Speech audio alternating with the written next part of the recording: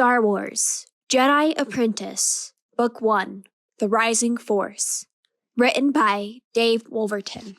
Read by Michaela Birmingham. Chapter 1. The blade of the lightsaber hissed through the air. Obi-Wan Kenobi could not see its red gleam through the blindfold pressing on his eyes. He used the Force to know precisely when to duck. The searing heat of his opponent's lightsaber blade slashed overhead, nearly burning him. The air smelled like lightning. "Good," Yoda called from the sidelines of the room. "Let go. Let your feelings guide you." The words of encouragement spurred Obi-Wan on. Because he was tall and strong for a 12-year-old, many assumed that he'd have the advantage in battle. But strength and size counted for nothing when agility and speed were needed, nor did they have any effect on the Force that he had not yet mastered. Obi-Wan listened intently for the sound of his foe's lightsaber, for his breathing, for the scrape of his shoe against the floor. Such sounds echoed loudly in the small, high-ceilinged chamber. A random jumble of blocks on the floor added another element to the exercise. He had to use the Force to sense those too. With such uneven ground, it was easy to lose his footing. Behind Obi-Wan, Yoda warned, "Keep your guard up." Obi-Wan obediently raised his weapon and rolled to his right as his opponent's blade slammed down into the floor beside him. He took a small leap back, clearing a pile of blocks. Obi-Wan heard the sing of the lightsaber as his foe attempted a hasty strike, motivated by irritation and fatigue. Good. Sweat trickled underneath the blindfold, making his eyes sting. Obi-Wan blocked it out, along with his pleasure at his opponent's clumsiness. He could imagine himself a full Jedi Knight, battling a space pirate, a Todorian, with fangs as long as Obi-Wan's fingers. In his mind, Obi-Wan saw the armored creature glare at him through eyes that were mere green slits. Its claws could easily shred a human. The vision energized him, helped him let go of his fears.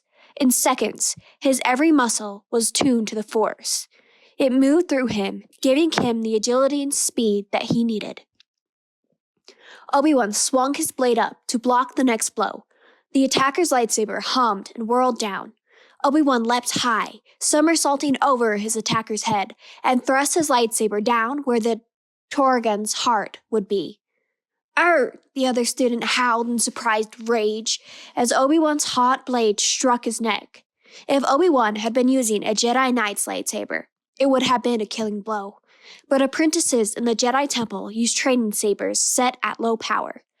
The touch of the blade only gave a searing kiss, one that the healers might need to tend. "That was a lucky blow," the wounded apprentice shouted. Until that moment, Obi-Wan had not known who he was fighting. He'd been led into the room blindfolded. Now he recognized the voice. Bruck Chum.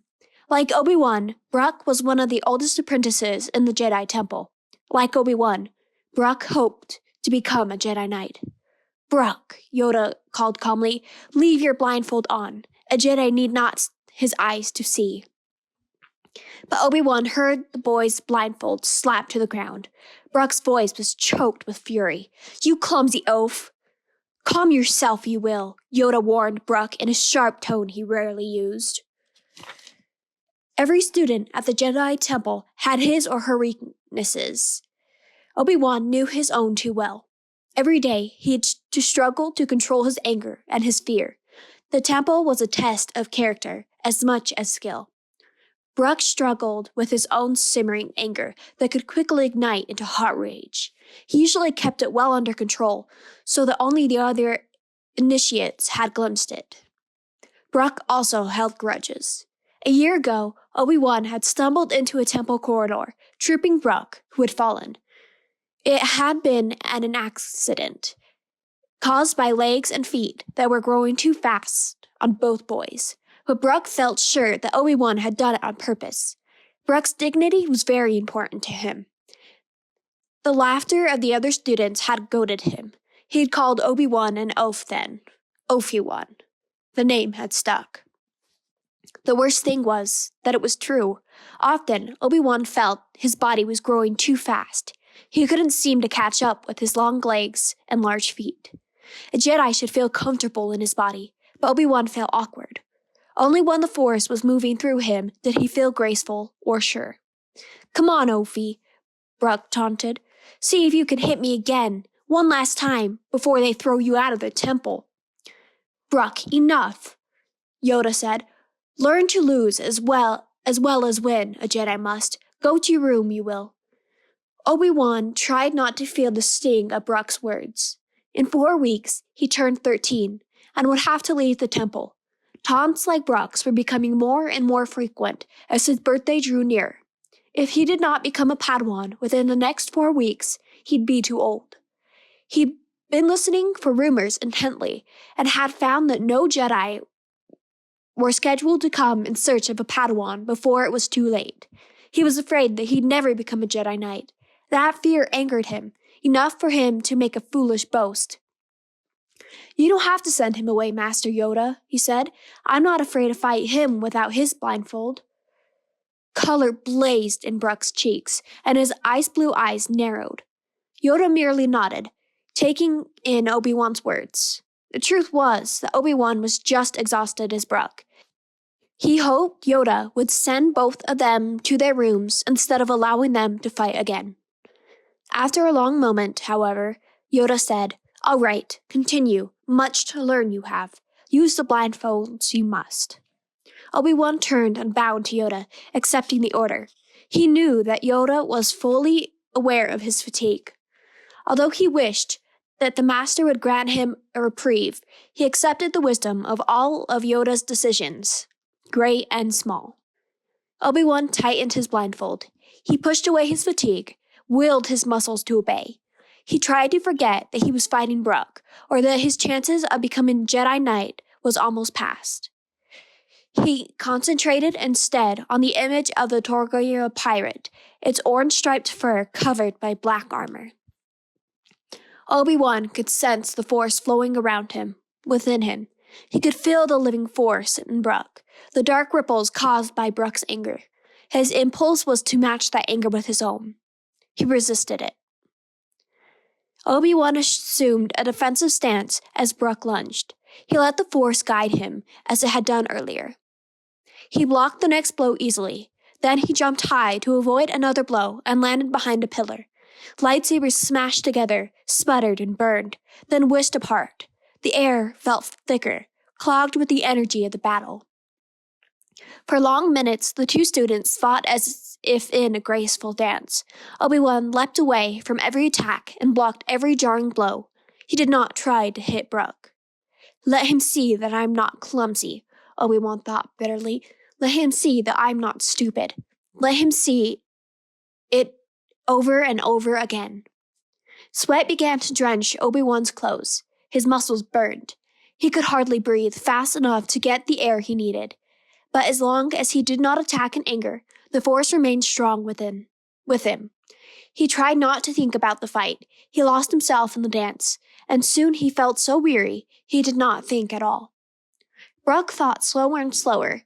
Soon, Obi-Wan did not even need to leap away from Brooke's weary attacks. He merely blocked them, until finally Brooke gave up. "Good, Obi-Wan," Yoda called. "Learning you are." Obi-Wan switched off his lightsaber and hung it on his belt. He used the blindfold to wipe the sweat from his face. Next to him, Brooke was doubled over, panting. He did not look at Obi-Wan. "You see," Yoda said, "to defeat an enemy, you do not have to kill. Defeat the rage that burns in him, and he is your enemy no longer. Rage, the true enemy is." Obi-Wan understood what Yoda meant, but Brooke's glazed glare told Obi-Wan that he had not defeated his opponent's anger, nor had he won the boy's respect. The two boys turned to Yoda and bowed, solemnly. A vision of his friend Bane rose in Obi-Wan's head. One of the best things about beating Brooke would be telling her about it. "Enough for one day," Yoda said. "Tomorrow a Jedi Knight comes to the temple seeking a Padawan. Ready for him you must be."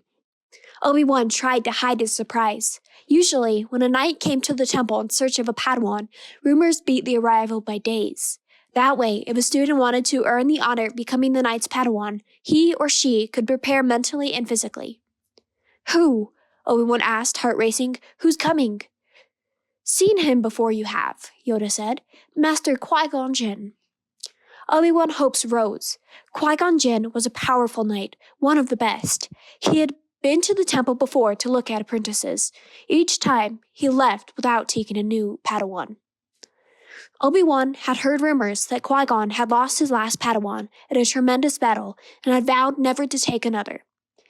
He came to the temple every year only because the Council of Masters asked him to.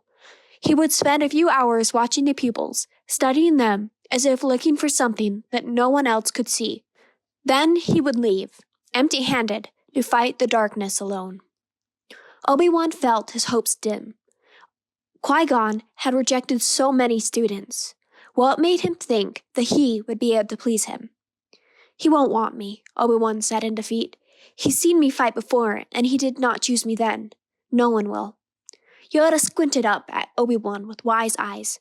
Humph! Always in motion the future is. One cannot be sure, but I have sensed a kind destiny for you. Something in Yoda's tone made Obi-Wan wonder. Will he choose me? He asked. On Qui-Gon that depends, and you, Yoda said. Come back tomorrow and fight for him with the Force as your ally. Perhaps accept you he will. Yoda put a comforting hand on his arm. Either way, it matters not. Leave the temple soon you shall. But tell you I must. To lose such an apt pupil, I am sorry. Startled and pleased, Obi-Wan looked at Yoda. The Master's eyes glowed as he blinked at Obi-Wan.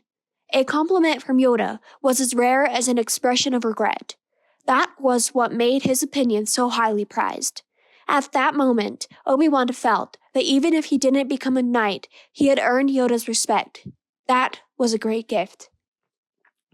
Yoda turned and walked from the training room, the echo of his small feet thumping on the floor. He rounded the doorway into the hall and was gone. The lights powered down automatically, and the room grew dusky with shadows. Behind Obi-Wan, Brooke began to laugh. Don't get your hopes up, Ophi. Yoda's just trying to make you feel better. The Masters won't be able to push you on anyone. There are plenty of better candidates than you. Obi-Wan stiffened in anger. He felt tempted to point out that Brooke was not one of those better candidates. Instead, he headed for the doorway. He had taken but a single step when something hard hit the back of his head. The sound of the blow against Obi-Wan's skull echoed through the room. Brooke had thrown a training probe. As Obi-Wan spun to face Brooke, the boy powered up his lightsaber. Its red light cut through the gleam. Ready for another round? Brooke asked. Obi-Wan looked at the empty corridor.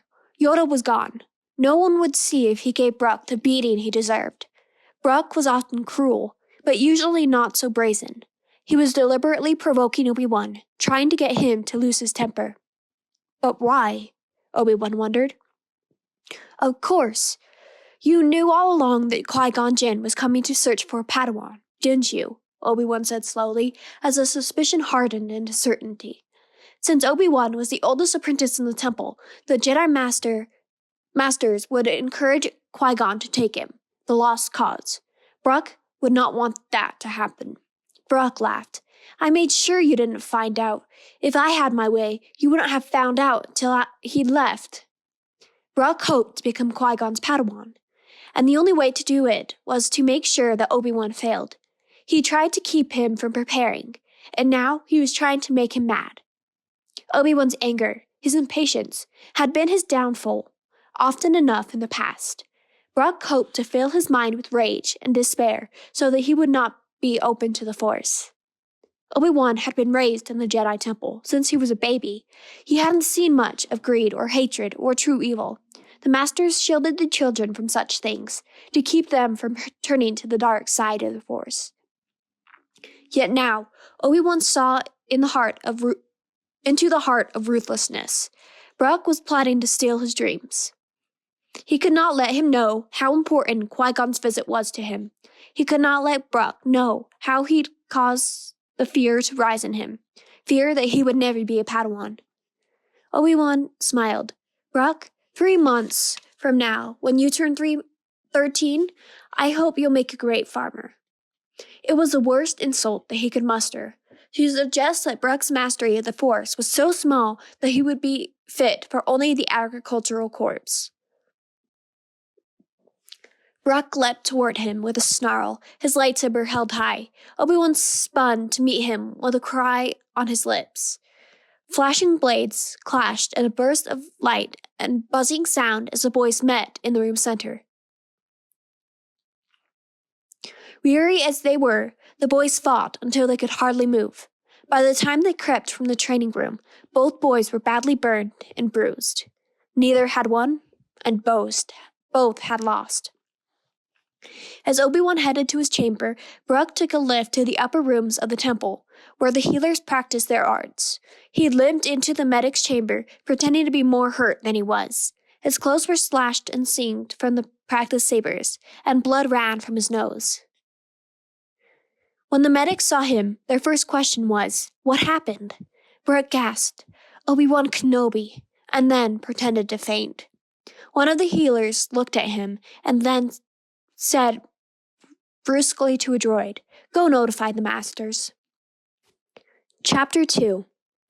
Obi-Wan Kenobi was bandaging his burns in his room when he got the bad news. He was trying to imagine ways to impress Qui-Gon in the morning. He considered ways to improve his fighting skills, anything he might say or do to convince the knight that he was worthy to become a Jedi's Padawan learner. But then, Docent Vand brought a datapad and showed him his orders. Suddenly, all his plans and dreams were shattered. "Here now, it isn't that horrible," Docent Vand said. She was a tall blue-skinned woman with an elegant headtail that twitched nervously. Obi-Wan stared at the orders in shock. The datapad told him that he would ship out of the temple in the morning. He needed to pack his bags. He was to report to the world of Bandomir, some planet he'd never even heard of, out on the galactic rim. There, he would join the agricultural corps. "But I don't understand," he said numbly. "I still have 4 weeks until my birthday." "I know," Docent Vand said, "but your ship, the Monument, leaves tomorrow, with 1,000 miners aboard. It can't wait just because you have a birthday." In shock, Obi-Wan looked around at his room. Overhead, 3 model Verpin fighters droned near the ceiling. He'd made them himself. Repulsor-lit fields held them aloft, and their running lights flashed purple and green as they hummed about. Miniature insectoids pilots swiveled their heads as if to look around. Books and charts were piled on his study table. His lightsaber hung in its usual place on the wall.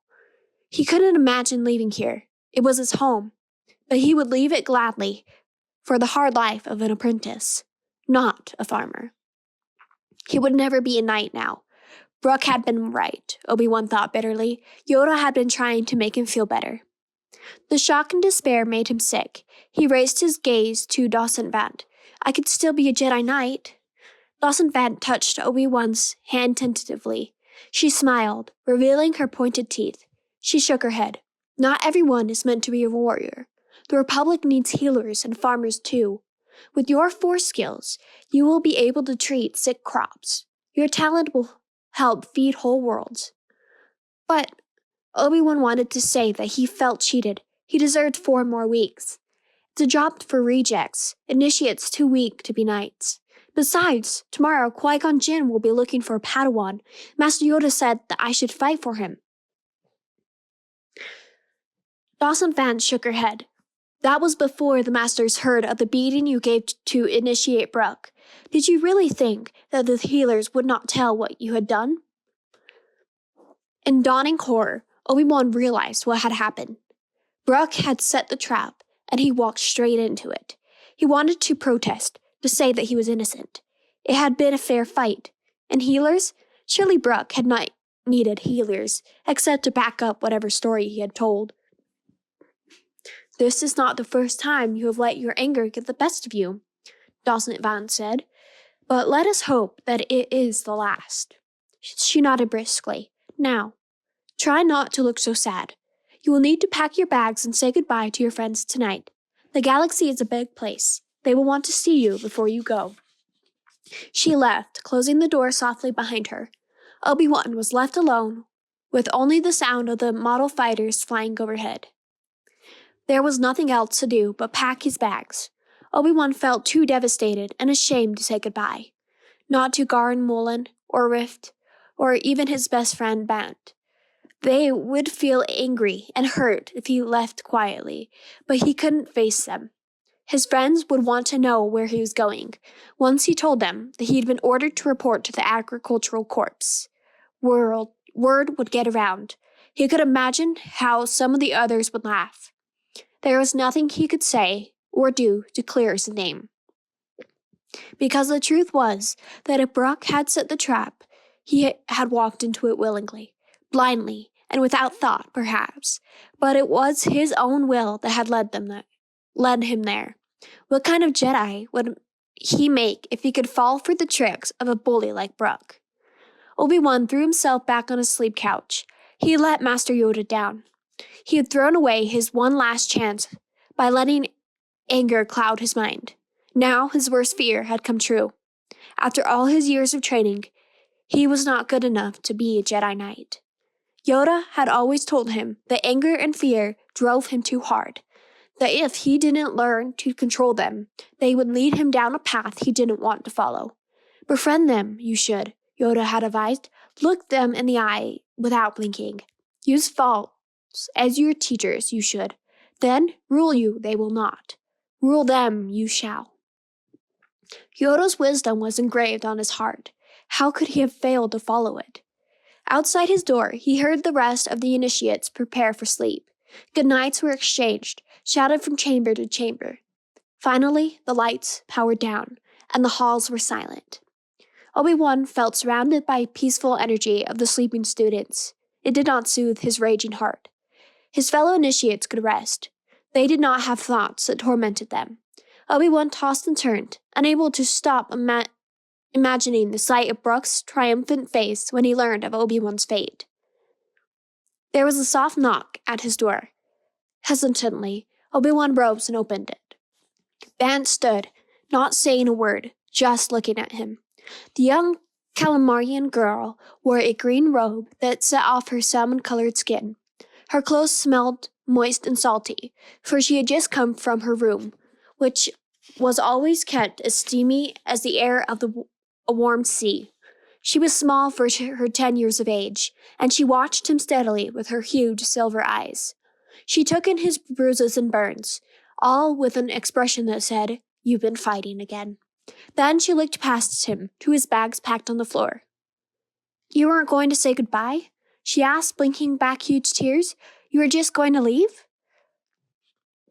"I've been assigned to the Agricultural Corps," he said, hoping that she'd understand how humiliating it was for him. "I wanted to say goodbye, but—" She shook her head. "I heard you were going to a planet called Bandomir." So everyone knew already. Obi-Wan nodded dully, just as Bant lurched forward to give him a clumsy hug. "Yeah, that's where I'm going," he said. He hugged her. "So my fate is decided," he realized in despair. "I will be a farmer." Because this first goodbye would be followed by others. He couldn't avoid them. Bant frowned and stepped back. "It will be dangerous. Did they tell you it would be dangerous?" Obi-Wan shook his head. "It's the Agricultural Corps. How dangerous could it get?" "We are not to know," Bant said. We are to do," Obi-Wan added softly. It was a phrase they had heard many times from the masters, when they were asked to do tasks that they could not understand the significance of.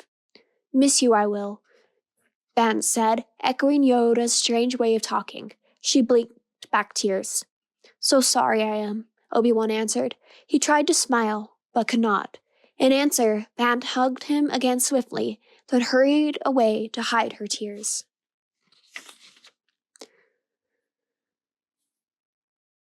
Chapter 3. With the help of the Jedi healing techniques and the temple's marvelous ointments, Obi-Wan Kenobi's burns and bruises were healed by morning, but the pain in his heart had not eased. He slept briefly, then rose well before dawn. He said goodbye to Garn Mullen and Rift, 2 boys from different sides of the galaxy who'd become inseparable in their years in the Jedi Temple. All through the morning meal, Rift, a Dracelian with an abnormally wrinkled face, kept saying to everyone at the table, "I don't mean to sound greedy, may I have your meat?" Or, "I don't mean to sound greedy, but," as he looked pointedly at some puff cake or drink. Though Obi-Wan had not had dinner that night before, he shared everything. Bant kindly handed over half her puff cake. With his leathery gray skin and all those wrinkles, the Dracelian could look awfully sad if he did not get everything he wanted to eat. "It won't be so bad," Garland Mullen told Obi-Wan. "At least you're going on an adventure." Garland Mullen had always been restless. Yoda had often given him extra stillness exercises. "And you'll be around food," Rift added, hopefully. "Who knows where each of us will end up," Bant added. "The missions to come will be different for each of us. And unexpected." Garland Mullen agreed. "That's what Yoda says. Not everyone is meant to be an apprentice." Obi-Wan nodded. It was good that he'd given Rift most of his food. He couldn't eat. He knew his friends were trying to make him feel better, but they still had plenty of chances to become Jedi. That highest honor was what they all wanted, all they all worked for. No matter what they said, they all knew his lost chance was a crushing disappointment. Around him, Obi-Wan heard the swirl of conversations at the other tables. Students looked over at him, then looked away. Most gazes were compassionate, and some tried to cheer him. But he sensed the overwhelming feeling in the room was that everyone was glad that what had happened to Obi-Wan had not happened to them. At Brooke's table, the voices were loud and reached their ears. "Always knew he wouldn't make it," Brooke's friend Aldo said loudly. Obi-Wan's ears burned as he heard Brooke's high snicker. He turned, and Brooke stared at him, daring him to pick another fight. "Don't mind him," Bant said. "He's a fool." Obi-Wan turned away and finished his meal just as a huge black barbell fruit plopped on the table near his tray. Juice from the fruit splattered on Bant and Garland Mullen. Obi-Wan glared over at Brooke, who had come halfway across the room to throw it. "Plant it, Ophi," Brooke said. "A hero they'll grow just about anywhere." Obi-Wan started to rise from his chair, but Bant put her hand over his shoulder and held him down, trying to calm him. Obi-Wan smiled at Brooke, keeping himself in control. "He wants to anger me," Obi-Wan knew. "He hopes to anger me. How often in the past has others played me like this, making me lose the chance to become a Padawan?" Obi-Wan held in his anger and merely smiled at Brooke, yet white-hot fury was building inside him. Just then, Reef muttered, "I don't mean to sound greedy, but are you going to eat that barbell fruit?" Obi-Wan nearly burst out laughing. "Thank you, Brooke," he said, scraping the fruit off the table and placing it in a cup. "The people of Bandlemere will be honored when I share with them your gift, the gift of one farmer to another." In an upper room of the Jedi Temple, Master Yoda argued with the senior members of the Jedi Council. They were meditating in a huge greenhouse, the room of 1,000 fountains, where fountains and waterfalls streamed through an emerald forest. Outside, the surface of Coruscant was hidden by black storm clouds. "Obi-Wan Kenobi must be allowed to fight before Qui-Gon Jinn this day," Master Yoda said, just as a bolt of lightning snarled through the clouds below. "I have foreseen it." "What?" Senior Counselor Mace Windu asked. He was a strong, dark-skinned man with a shaved head. He studied Yoda with eyes that could pierce like blaster bolts. What would be the point? Obi-Wan has proven once again that he cannot control his anger or his impatience, and Qui-Gon Jinn is not ready for another impatient Padawan. "Agreed," Yoda said. "Neither Obi-Wan nor Qui-Gon are ready but the Force may yet bring master and student together." Mace Windu asked, "And what of last night, the beating that Obi-Wan gave to Brooke?" Yoda waved his hand, and as he did so, a referee droid appeared from behind the bushes. Advanced Jedi Training Droid 6 last night, the fight you saw, Yoda prompted. Obi-Wan's heart was beating at 68 beats per minute, the droid reported. His torso was faced the northeast at 27 degrees, with the right hand extended down, clutching his training saber. His body temperature was... Mace Windu sighed. If allowed to continue, the training droid would take an hour just to describe how Obi-Wan had crossed the room. Tell us who provoked the fight, Ms. Windu said. Who said what, and then what happened? The training droid, AJTD-6, gave an indignant buzz at being curtailed. But after a glower from Mace Windu, it began the story of how Brock had provoked Obi-Wan into the fight. At the conclusion, Mace Windu sighed. So we have one deceitful boy and one foolish one, he said. He looked at Master Yoda. What do you suggest? Yoda blinked. Give both a chance to fail again, we should. Chapter 4. Brock's red lightsaber cracked and hissed as Obi-Wan desperately tried to parry with his own. For the fourth time in less than a day, the two boys were locked in combat, grunting and struggling. Obi-Wan's muscles ached. Sweat drenched his thick tunic. Brock's toughness surprised him. The boy was fighting desperately, as though his life depended on it. Obi-Wan realized that Brock was just as afraid of not being chosen as a Jedi Apprentice as he was. But Obi-Wan would match Brock's toughness with his own, and then push even harder. This was his last chance. Brock's blade hummed as it angled toward Obi-Wan's throat. A touch there would signal a killing blow, and Obi-Wan would lose the bout. A cry rose from the crowd, seated in the shadows surrounding the battle arena. Masters and students had gathered to watch the fight. Obi-Wan could not see them. He could only hear their shouts and encouragement. Overhead, AJTD-6 whisked around, monitoring the match as referee. Fool, Brock growled softly, enough so that others could not hear above the cheering. You should never have agreed to fight me. You can't win. Brock's shocking white hair was tied in a ponytail, and sweat stood out in droplets on his brow. He wore heavily padded black body armor. The odor of burnt flesh and singed hair hung heavily in the air. Both warriors had managed to hit one another, but the touches so far had not been firm strikes. Around the arena, many of the younger initiates cheered, calling out encouragement to Brock or Obi-Wan. All of them had heard of the fight last night. Obi-Wan heard Bance shout, "Courage, Obi-Wan, you're doing well." Garen Mullen whistled through his teeth. You mean that you can't win, Obi-Wan told Brock scornfully as their training lightsabers tangled and sizzled. Your failure today will signal to everyone that you are not just a loser, but a liar. The Masters had decided the fight would be without blindfolds. Brock's face was close, and his eyes glared at Obi-Wan with hate. The moment stretched, extended. In Brock's eyes, Obi-Wan saw a future mapped out for him, a future in which anger ruled him, and he began to hate all who opposed him. Obi-Wan reached out for the Force. He felt it flow around him, but he could not fully grasp it. Here was the boy who stood between him and his dreams, who mocked him, who tricked him. He pushed against Brock and saw the surprise in the boy's eyes as he fell backward. Obi-Wan took advantage of Brock's uncertainty to aim a sizzling attack at Brock's face.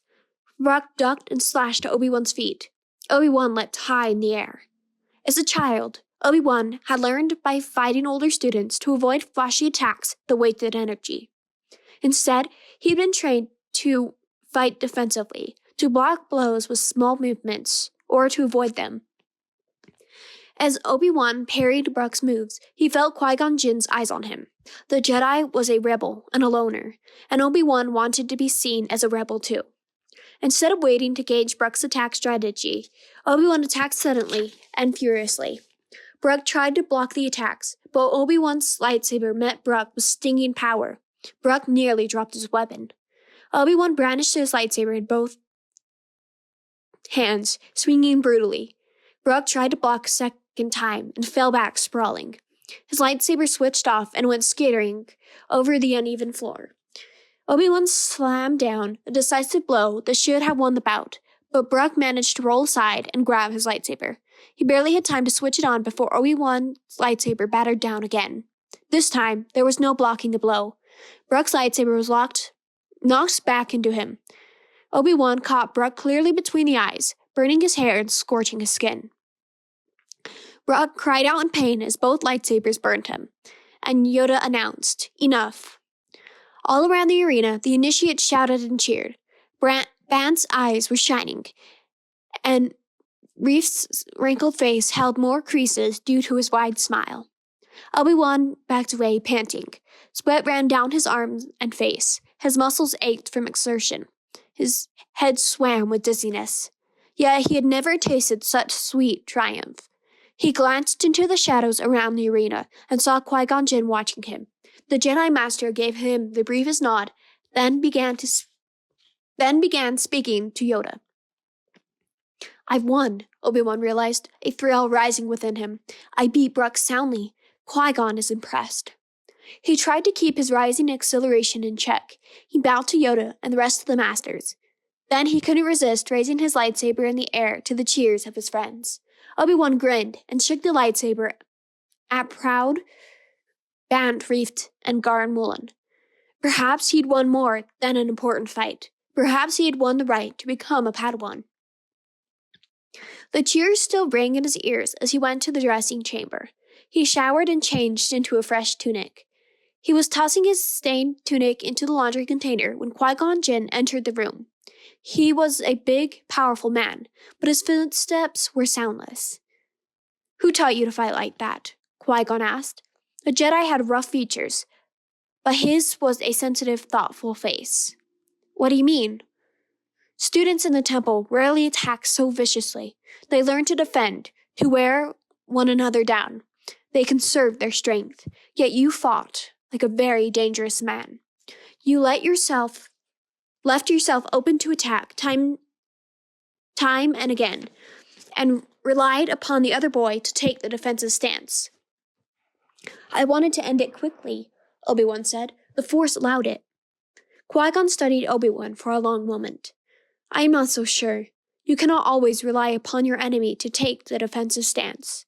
Your fighting style is dangerous, too risky." "You could teach me better," Obi-Wan said evenly. The words invited the Jedi to ask Obi-Wan to be his Padawan. But Qui-Gon merely bowed his head in thought. "Perhaps I could," he said slowly.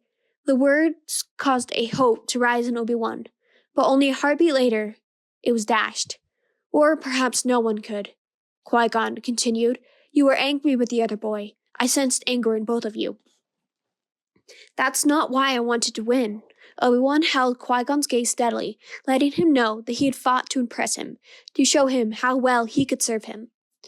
Qui-Gon watched Obi-Wan intently for a long moment, still staring at him, through him. Hope rose in Obi-Wan again. "He'll ask me now," Obi-Wan thought. "He'll ask me to be his Padawan." But Qui-Gon merely said, "In future fights, rein in your anger. A Jedi Knight never exhausts himself when battling a stronger foe, and never expect your enemy to miss an opportunity to do you harm." Qui-Gon turned and headed for the door. Obi-Wan stood still, confused. Qui-Gon was not taking him as his apprentice. He was merely giving out advice, the way the Masters always did. Obi-Wan couldn't let him walk away. He couldn't see his dream die. "Wait," Obi-Wan called out. When Qui-Gon turned, he dropped to one knee as a sign of humility. "If I was wrong, it only means I need the best teacher. Will you take me with you?" Qui-Gon turned slowly and eyed the boy. He frowned, deep in thought. At last, he murmured, "No." "Qui-Gon Jinn, I will be 13 in 4 weeks," Obi-Wan said. The truth was a desperate gamble, but he had to say it. "You are my last chance to become a Jedi Knight." Qui-Gon shook his head sadly. "It is better not to train a boy to become a knight if he has so much anger. There is the risk he will turn to the dark side." With that, the huge Jedi wheeled and strode for the door, his cape streaming. Obi-Wan sprang to his feet. "I won't turn," he said with certainty. But Qui-Gon neither slowed his stride nor turned back. In a moment he was gone, as quickly and silently as he had appeared. For a long moment, Obi-Wan could only stare at the empty air in shock. At first, he couldn't quite take it in. It was over. His last chance had played out. There was nothing left for him. His bags were packed, sitting on a bench. He had only to pick them up and take them to the transport that would carry him to the planet Bandomir. He lifted his chin. Though he would never become a knight, he would at least leave the temple like one. He would not plead. He picked up his bags and headed down the long hallway that led from the battle arena to the landing platform. He passed the meditation grotto, the meal room, the classrooms, places where he had learned, struggled, and triumphed. It was all home to him. Now he must leave and head for a future he hadn't asked for and did not want. Obi-Wan walked out of the temple for the last time. He tried to push away his deep sorrow and look to the future as he had been taught. But he couldn't. Chapter 5. Qui-Gon could not get the sight of Obi-Wan's despairing face out of his mind. The boy had struggled not to show it, but it was written on his every feature. Qui-Gon sat quietly in the star map room. Among all the rooms at the temple, this was his favorite. A velvetly blue ceiling curved above him in a dome. The only light came from the stars and the planets that surrounded him, pinpricks against the blue and all the glowing colors of the spectrum. He had only to reach out a hand and touch the planet for a hologram to appear, detailing its physical properties, its surrounding satellites, and its form of government. Knowledge was so easily obtained here, but when it came to the heart, so much was a mystery. Qui-Gon told himself he had made the correct decision, the only decision. The boy fought well, but too fiercely. There was danger there. "The boy's not my responsibility," Qui-Gon said aloud. "Certain are you?" Yoda asked from behind him. Qui-Gon turned, startled. "I didn't hear you," he said politely. Yoda walked farther into the star map room. "A dozen boys fought for you. If you do not choose a Padawan today, the dreams of at least one of those boys will die." Sighing, Qui-Gon studied a bright red star. "There will be more boys next year. Perhaps then I will choose a Padawan." In his visits to the temple, Qui-Gon always valued his time spent with Yoda. Now he wished the master would go away. He did not want to discuss this, but he knew Yoda would not leave until he had made his point. "Perhaps," Yoda agreed, "or perhaps still reluctant you will be. What of young Obi-Wan? Well, he fought. He fought ferociously," Qui-Gon agreed. "Yes," Yoda said, "like a boy that I knew long ago." "Don't," Qui-Gon interrupted. "Xantos is gone. I don't want to be reminded." "Not speaking of that one," Yoda said. "Of you I spoke." Qui-Gon didn't answer. Yoda knew him too well. He could not argue. "Strong in the Force he is," Yoda remarked. "And angry and reckless," Qui-Gon said, a trace of irritation beginning to edge his tone, "and likely to turn." "Not all angry young men to the dark side turn," Yoda said calmly. "Not if a proper teacher they have." "I will not take him, Master Yoda," Qui-Gon said evenly. He knew Yoda would hear the strong will in his words. "Very well," Yoda said, "but by chance alone we do not live our lives. If taken apprentice you will not, then in time perhaps fate will choose." "Perhaps," Qui-Gon agreed. He hesitated. "What will happen to the boys?" "For the agricultural corps he will work." Qui-Gon grunted. "A farmer? Such a waste of potential. Tell him that I wish him luck." "Too late," Yoda said. "On his way to Bandomir he is." "Bandomir?" Qui-Gon asked in surprise. "Know the place you do?" "Know it? The Senate has asked me to go there. I'm leaving now. You knew this, didn't you?" Qui-Gon eyed the small master suspiciously. Yoda said. "I knew it not. But more than coincidence, this is. Strange are the ways of the Force. But why send the boy to Bandomir? Qui-Gon asked. It's a brutal world. If the weather doesn't kill him, the predators will. He'll need all his skills just to stay alive. Never mind the agri-corps. Yes, so the council thought, Yoda said. Good to grow crops Bandomir may not be, but a good place for young Jedi to grow it is. If he doesn't get himself killed, Qui-Gon growled, you must have more faith in him than I do. Yes, my point, that is, Master Yoda said, chuckling. Listen harder, you must. With an exasperated sigh, Qui-Gon returned his attention to the stars. Study the stars you may, Qui-Gon, Yoda said as he left. They have much to teach you, but will it be what you need to learn?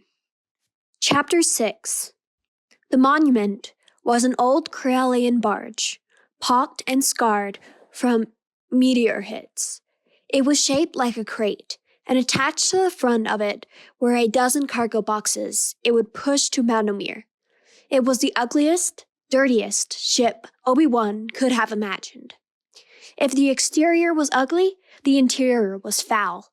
Its battered corridors smelled of miners' dust and the sweaty bodies of many species. Repair ports were left open so that wires and pressure hoses, the ship's guts, spilled out as if from an open wound. Everywhere on the monument, enormous huts slithered around like giant slugs. Whip hides stalked the corridors with their moldy fur and tusks. Tall arconnes with triangular heads and glittering eyes moved in small groups. Obi-Wan wandered in a daze, his bags in hand. No one had been at the entry port to guide him. No one even seemed to notice him. He realized gloomily that he had left behind the data pad Dawson Van had given him. On it was his room number. He looked for a crew member, but he could only find miners being transported to Bandomir. Obi-Wan trudged on with gathering despair. The ship was strange and frightening. It was so different from the hushed, gleaming hallways of the temple, where he could hear the sound of fountains wherever he walked. He knew every corner of the temple, knew the fastest route to get from the arena, where they practiced tumbling and balance, to the pool where he would dive from the highest tower. Obi-Wan's steps grew slower and slower. What was Bant doing now? Was she in class or private tutorial? Was she swimming in the pool with Reft and Garum Loom? If his friends were thinking of him, they would never imagine what a horrible place he had landed in. Suddenly, a huge hut blocked his path. Before Obi-Wan could say a word, the hut grabbed him by the throat and threw him against a wall. Where do you think you're going, slug? What? Obi-Wan asked in surprise. What had he done wrong? He was just trudging down the hall. With a sense of unease, he noticed two particularly evil-looking whipheads stood behind the hut. Bandomir, he stammered. The hut studied Obi-Wan as if he were a morsel of food. The creature's huge tongue rolled from its mouth and slid over its gray lips, leaving a trail of slime. That's not a ship's uniform you're wearing, and you're not off-world. Obi-Wan looked down at his clothes. He wore a loose gray tunic. He suddenly realized that the hut in front of him wore a black triangular patch that showed a bright red planet, like an eye. A silver spaceship circling the planet became the iris of the eye. Beneath the logo were the words, off-world minding. The whipheads wore the same symbol. He must be from that other outfit, a whiphead said. Maybe he's a spy, the second whiphead growled. What's he got in those bags, you think? Bombs? The hut pushed his huge, gross-set face close to Obi-Wan's. Any miner who doesn't work for off-world is an enemy, he roared, shaking Obi-Wan roughly. You, slug, are the enemy, and we don't allow the enemy on off-world turf. The hut's fingers were like huge slabs of meat. They tightened around Obi-Wan's neck, strangling him. Choking, Obi-Wan dropped his bags and grasped the hut's fingers. His lungs burned and the room spun. Using all his strength, Obi-Wan managed to pry the Hutt's fingers from his throat long enough to gasp a breath. He stared into the cruel, blank eyes of the Hutt, trying to summon his Force powers. "Leave me alone," Obi-Wan gasped, struggling to breathe. He let the Force carry the command to the Hutt. To batter his will, change his mind. This was not like fighting another student. He sensed a cruelty without conscience. There were no rules here, no Yoda to call off the fight. "Leave you alone? Why?" the Hutt roared with cruel amusement. "I'm getting off to a good start," Obi-Wan thought despairingly. The last thing he remembered was a Hutt's fist coming straight at him. Chapter 7. Obi-Wan woke on a cot in a warm, well-lit room. His vision was blurry, and his head swam. A medical droid leaned over him, applying flesh glue to his cuts, checking for broken bones. A young human woman with reddish-brown hair and green eyes stood across the room watching him. "Didn't anyone ever tell you not to tangle with a Hutt?" she asked. Obi-Wan tried to shake his head, but even a tiny movement rocked him with pain. He took a long breath. He called on his Jedi training to accept the pain as a signal his body was sending. He had to accept the pain, respect it, not fight it. Then he'd have to ask his body to begin to heal. Once he centered his mind, the pain seemed to ease. He turned toward the woman. "I didn't seem to have a choice." "I know what you mean."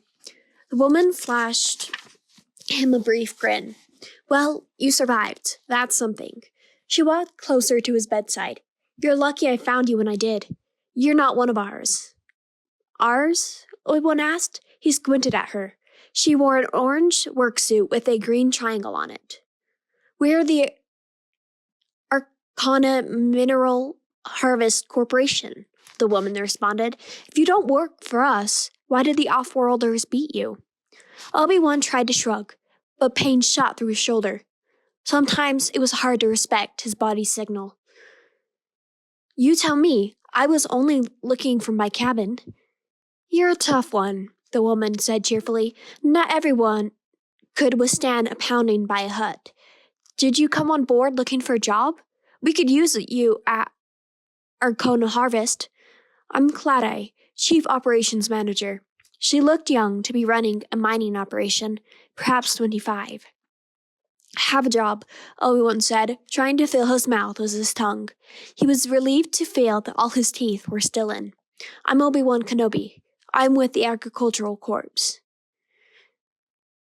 Cladai's mouth fell open. "You're the young Jedi?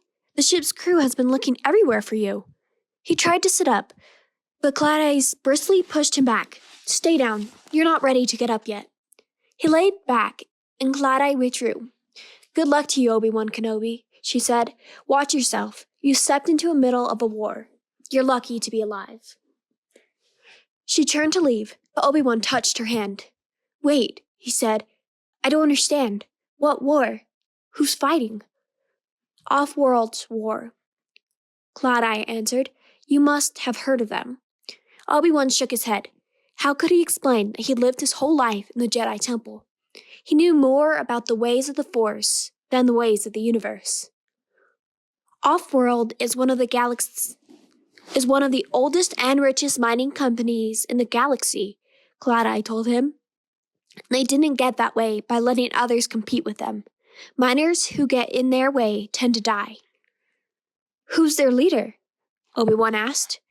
"No one knows who owns Off-World," Cladai said. "Someone who has been around for centuries, probably.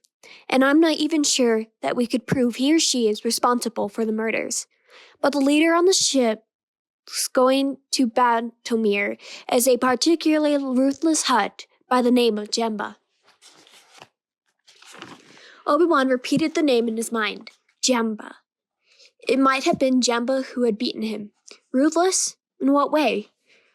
Cladai glanced over her shoulder, worried that someone would hear. Off-world uses the cheapest labor possible.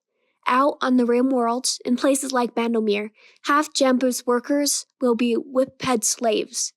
But that's not the worst, Cladai said. She hesitated. What's the worst? Obi-Wan asked. Cloud-Eye's dark eyes flashed.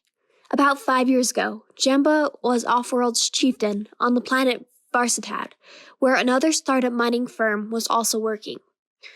Varsitad is a small planet, without any air, so the workers all lived in a huge underground dome.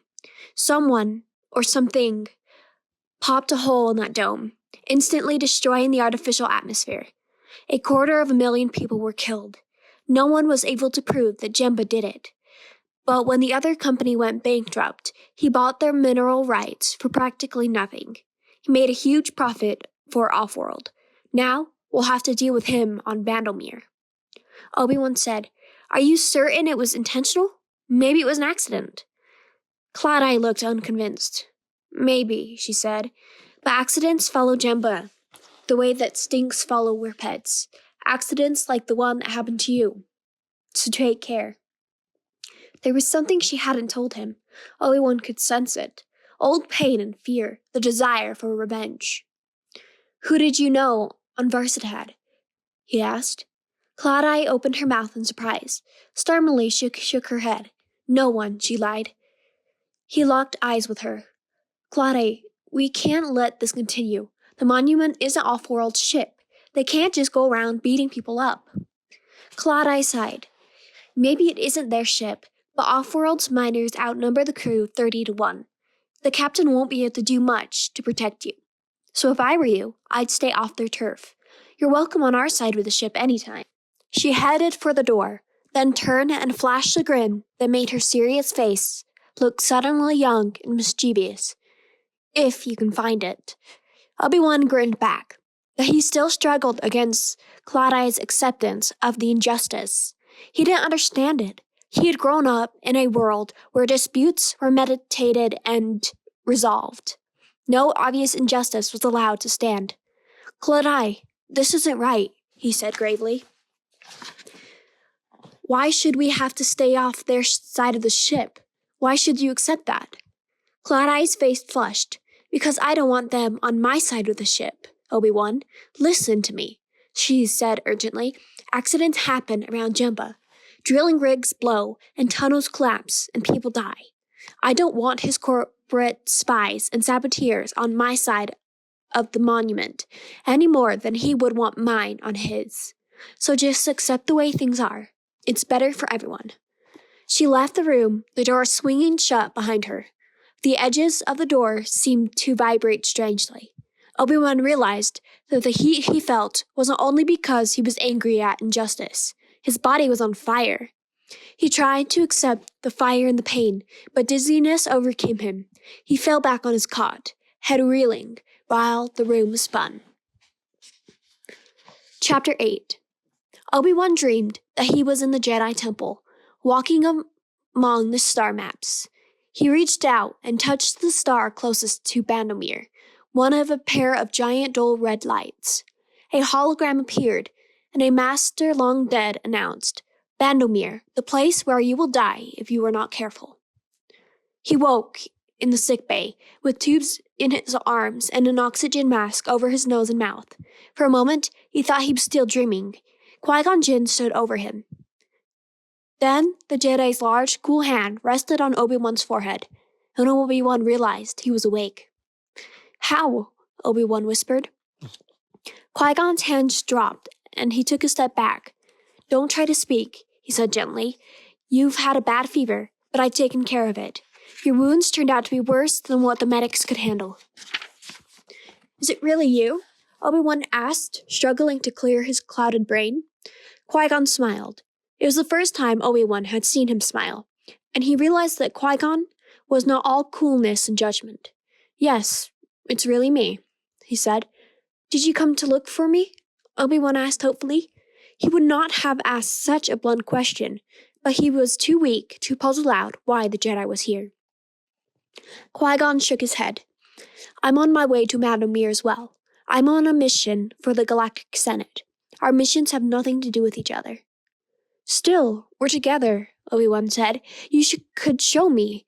But Qui-Gon shook his head once again. No, Obi-Wan, that is not why I'm here. Our destinies lie along different paths. Now it is the time for you to get to know the people that you will serve. You must forget about me. You must serve the Jedi in ways other than as a knight. There is honor in that, too. He did not say it cruelly, but Qui-Gon's words struck Obi-Wan like a blow. It seemed that every time his hopes were raised, they were dashed again. It was clear to Obi-Wan that even though chance had placed them on the same ship, Qui-Gon wanted nothing to do with him. If the rumors were true, then Obi-Wan, or any initiate Obi-Wan's age, would only be a painful reminder of a Padawan that Qui-Gon had lost. Obi-Wan could not fight Qui-Gon's past. He hid his disappointment and tried to look strong despite his physical weakness. "I see," Obi-Wan said. The door to the sickbay opened a crack. A triangular head appeared in the crack, and glowing green eyes peered at Obi-Wan. As soon as the intruder saw that Obi-Wan had noticed him, the door swished shut. Obi-Wan turned back to Qui-Gon. "You're right. My mission should be my first concern. He stopped when the door opened a crack again. Obi-Wan struggled to raise himself on his elbows. "Well, come in," he called to the intruder. An Argonan edged into the room. He was slightly shorter than most, with skin that was more green than gray. "We did not mean to disturb." "It's all right," Obi-Wan said kindly. "But we were told to meet Clod-Eye here. She has a situation she needs to discuss. We heard that a young boy faced a Hutt in a great battle and survived," the Argonan said softly. "We wanted to see the great hero. We are sorry to disturb. We will wait outside." He began to retreat. Obi-Wan looked over the Arconan's shoulder before he remembered that Arconans always referred to themselves as we. They did not have a sense of an individual self and lived all their lives in colonies. "I think I'd better set you straight," Obi-Wan said. "First of all, it wasn't a great battle. The Hutt just picked me up and strangled me until I passed out. I'm no hero." "That you survived at all is a credit," Qui-Gon observed. "Exactly." The Arconan took several steps forward. "The Hutt inspired great terror in us. You showed the strength and courage. We admire that. You are a hero." Obi-Wan looked at Qui-Gon helplessly. He realized that he couldn't talk the Arconan out of his overblown opinion. Qui-Gon turned away to hide a smile. "Well, sit down and introduce yourself," Obi-Wan said. "In this place, I need all the friends I can get." "Our name is Tremba, the Arconan said, perching on a chair. "We know yours is Obi-Wan Kenobi. We would be honored to be your friend." The door to the sickbay slid open. Cloud-Eye strode in with an impatient expression. "Good, you're here," she said to Tremba. Tremba scrambled to his feet. He began, but Claudia cut him off by turning to Qui-Gon. "We have a problem," she said crisply. "Someone has been tampering with our equipment. Young Tremba here discovered it on our routine inspection. We have 3 Arconan tunneling machines in stock, and all 3 have been sabotaged." "How so?" Qui-Gon asked. Tremba stepped forward. "The thermocons that monitor the tunnel's whole temperature have been removed, sir, and all the cording couplers have been rigged so they will not disengage." "What does that mean?" Obi-Wan asked. Qui-Gon thought for a minute. "The Arconan tunnelers are vehicles that drill through rock and soil. As they do, the friction of the hull moving past all the stones makes a vehicle very hot. Without the thermocons, the cooling system would not work. And with the coring coupler sabotage, the driver of the tunneler would not be able to shut it off. The machine would simply keep digging until it melted from the heat. Everyone in it would die." "Exactly," Clod-Eye said grimly. "I think we know who is responsible." A booming voice came from the doorway, speaking in Huttonese. "Si Bathani Bicho Ta Jemba? Are you talking about me, the great Jemba?" The hut outside the door was much larger than the one that had beaten Obi-Wan. Huts can live for hundreds of years, and they never really stop growing, either in size or cunning. This one, Jemba, had a mouth so vast that he could have swallowed 3 men whole. Jemba's huge face and eyes filled the doorway. Yes, Qui-Gon said evenly. We were talking about you, oh great Jemba. Come in, if you can. Jemba hunkered down. It has been many years since I could squeeze through such a small hole, Jedi. Jemba boomed. Why don't you come out here? He licked his lips. Qui-Gon walked to the doorway and faced the hut. You have been accused of sabotaging the Arconan tunnelers.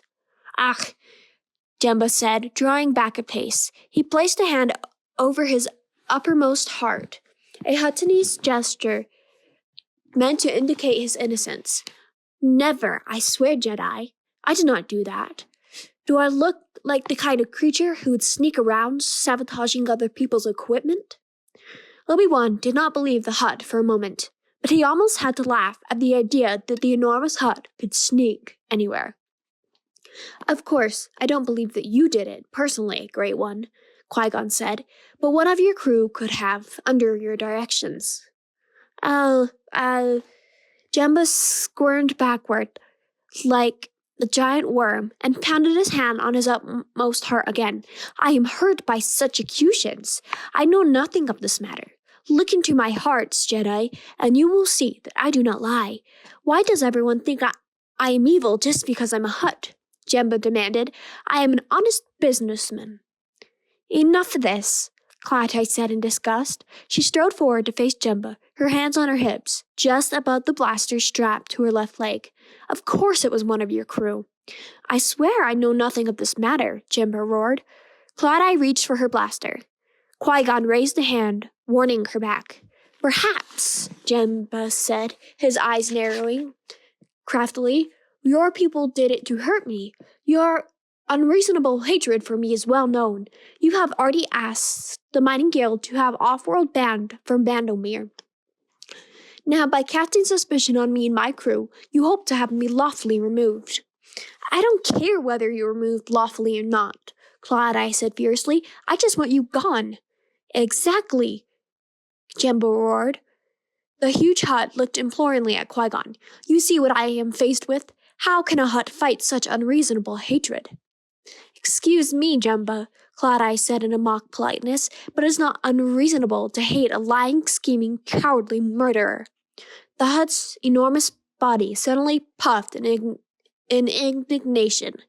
We have not even reached Bandomir, Jemba said, and this woman tries to discredit me before the Mining Guild. Now she tries to frame me. Listen to how she talks to me. There is no respect in her voice. I may not respect you, Jemba, Clattai spat back, but I certainly didn't frame you. Your lies are as pathetic as your denials.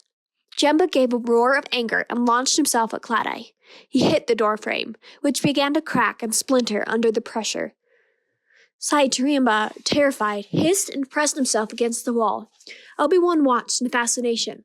The Hutt could bring down the entire sickbay. Clattai drew her blaster, but Qui-Gon stepped in front of her and raised his hand. He locked eyes with the Hutt. Obi-Wan felt the power of the Force fill the room. Enough, Qui-Gon said quietly. Jemba stopped pushing to get inside the room. The Hutt knew he could not get to Clattai. Qui-Gon glanced at Clattai.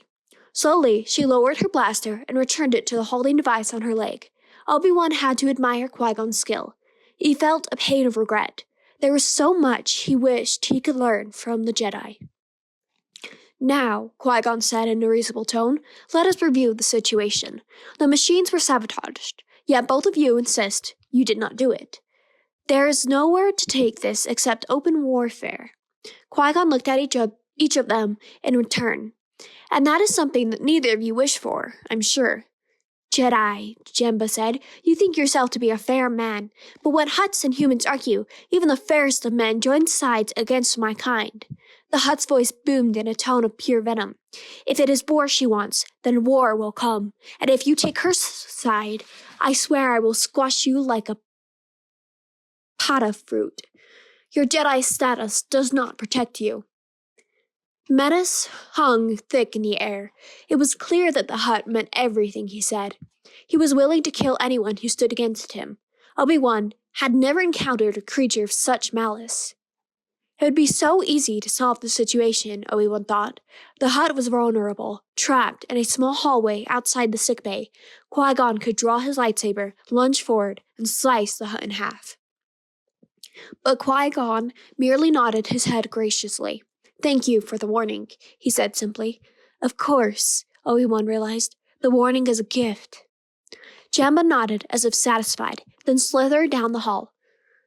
Cloud-Eye let out a long breath. "Well, that went well," she muttered. She hurried to the door. "I have to warn my people. If this isn't war, it's something close to it."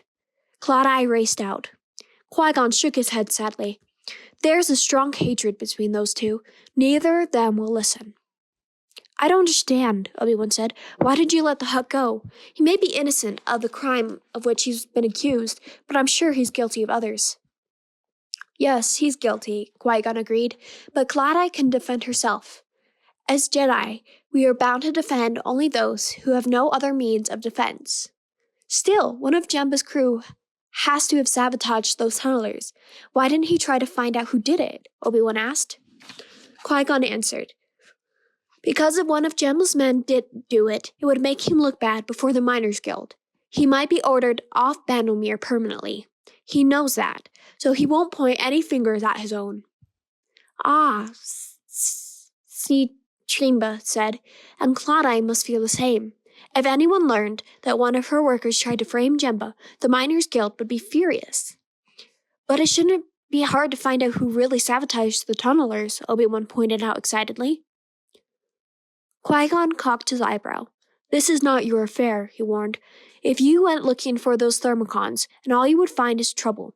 You must stay out of it, and stay away from the off-world side of the ship. You're not fully recovered yet, Obi-Wan." With that, Qui-Gon turned and strode from the room. Obi-Wan waited a few seconds. Then he carefully got up from the bed. "But the Jedi said you're not recovered," Trimba cried in concern. "Trimba," Obi-Wan said slowly, "how big are those thermocons?" "Not big." Trimba held his hands up 8 centimeters apart. "Not hard to conceal." "If we find those thermocons, then we find who did it," Obi-Wan asserted. "That's true, Obi-Wan," Trimba agreed. Then he stopped again and made the same odd hissing sound again. "We are sorry, but when you say we—" "I mean you and me," Obi-Wan said. "Ah," Trimba said. His greenish skin seemed to go pale. "We would have to go to the off-world side of the ship."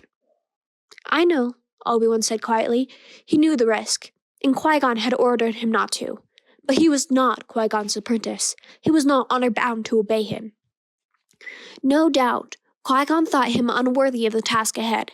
But Qui-Gon's hesitation paled next to the Jedi principles. Justice must be sought out.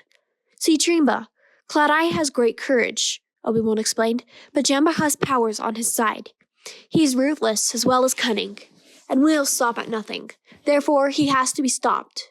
It's as simple and as difficult as that.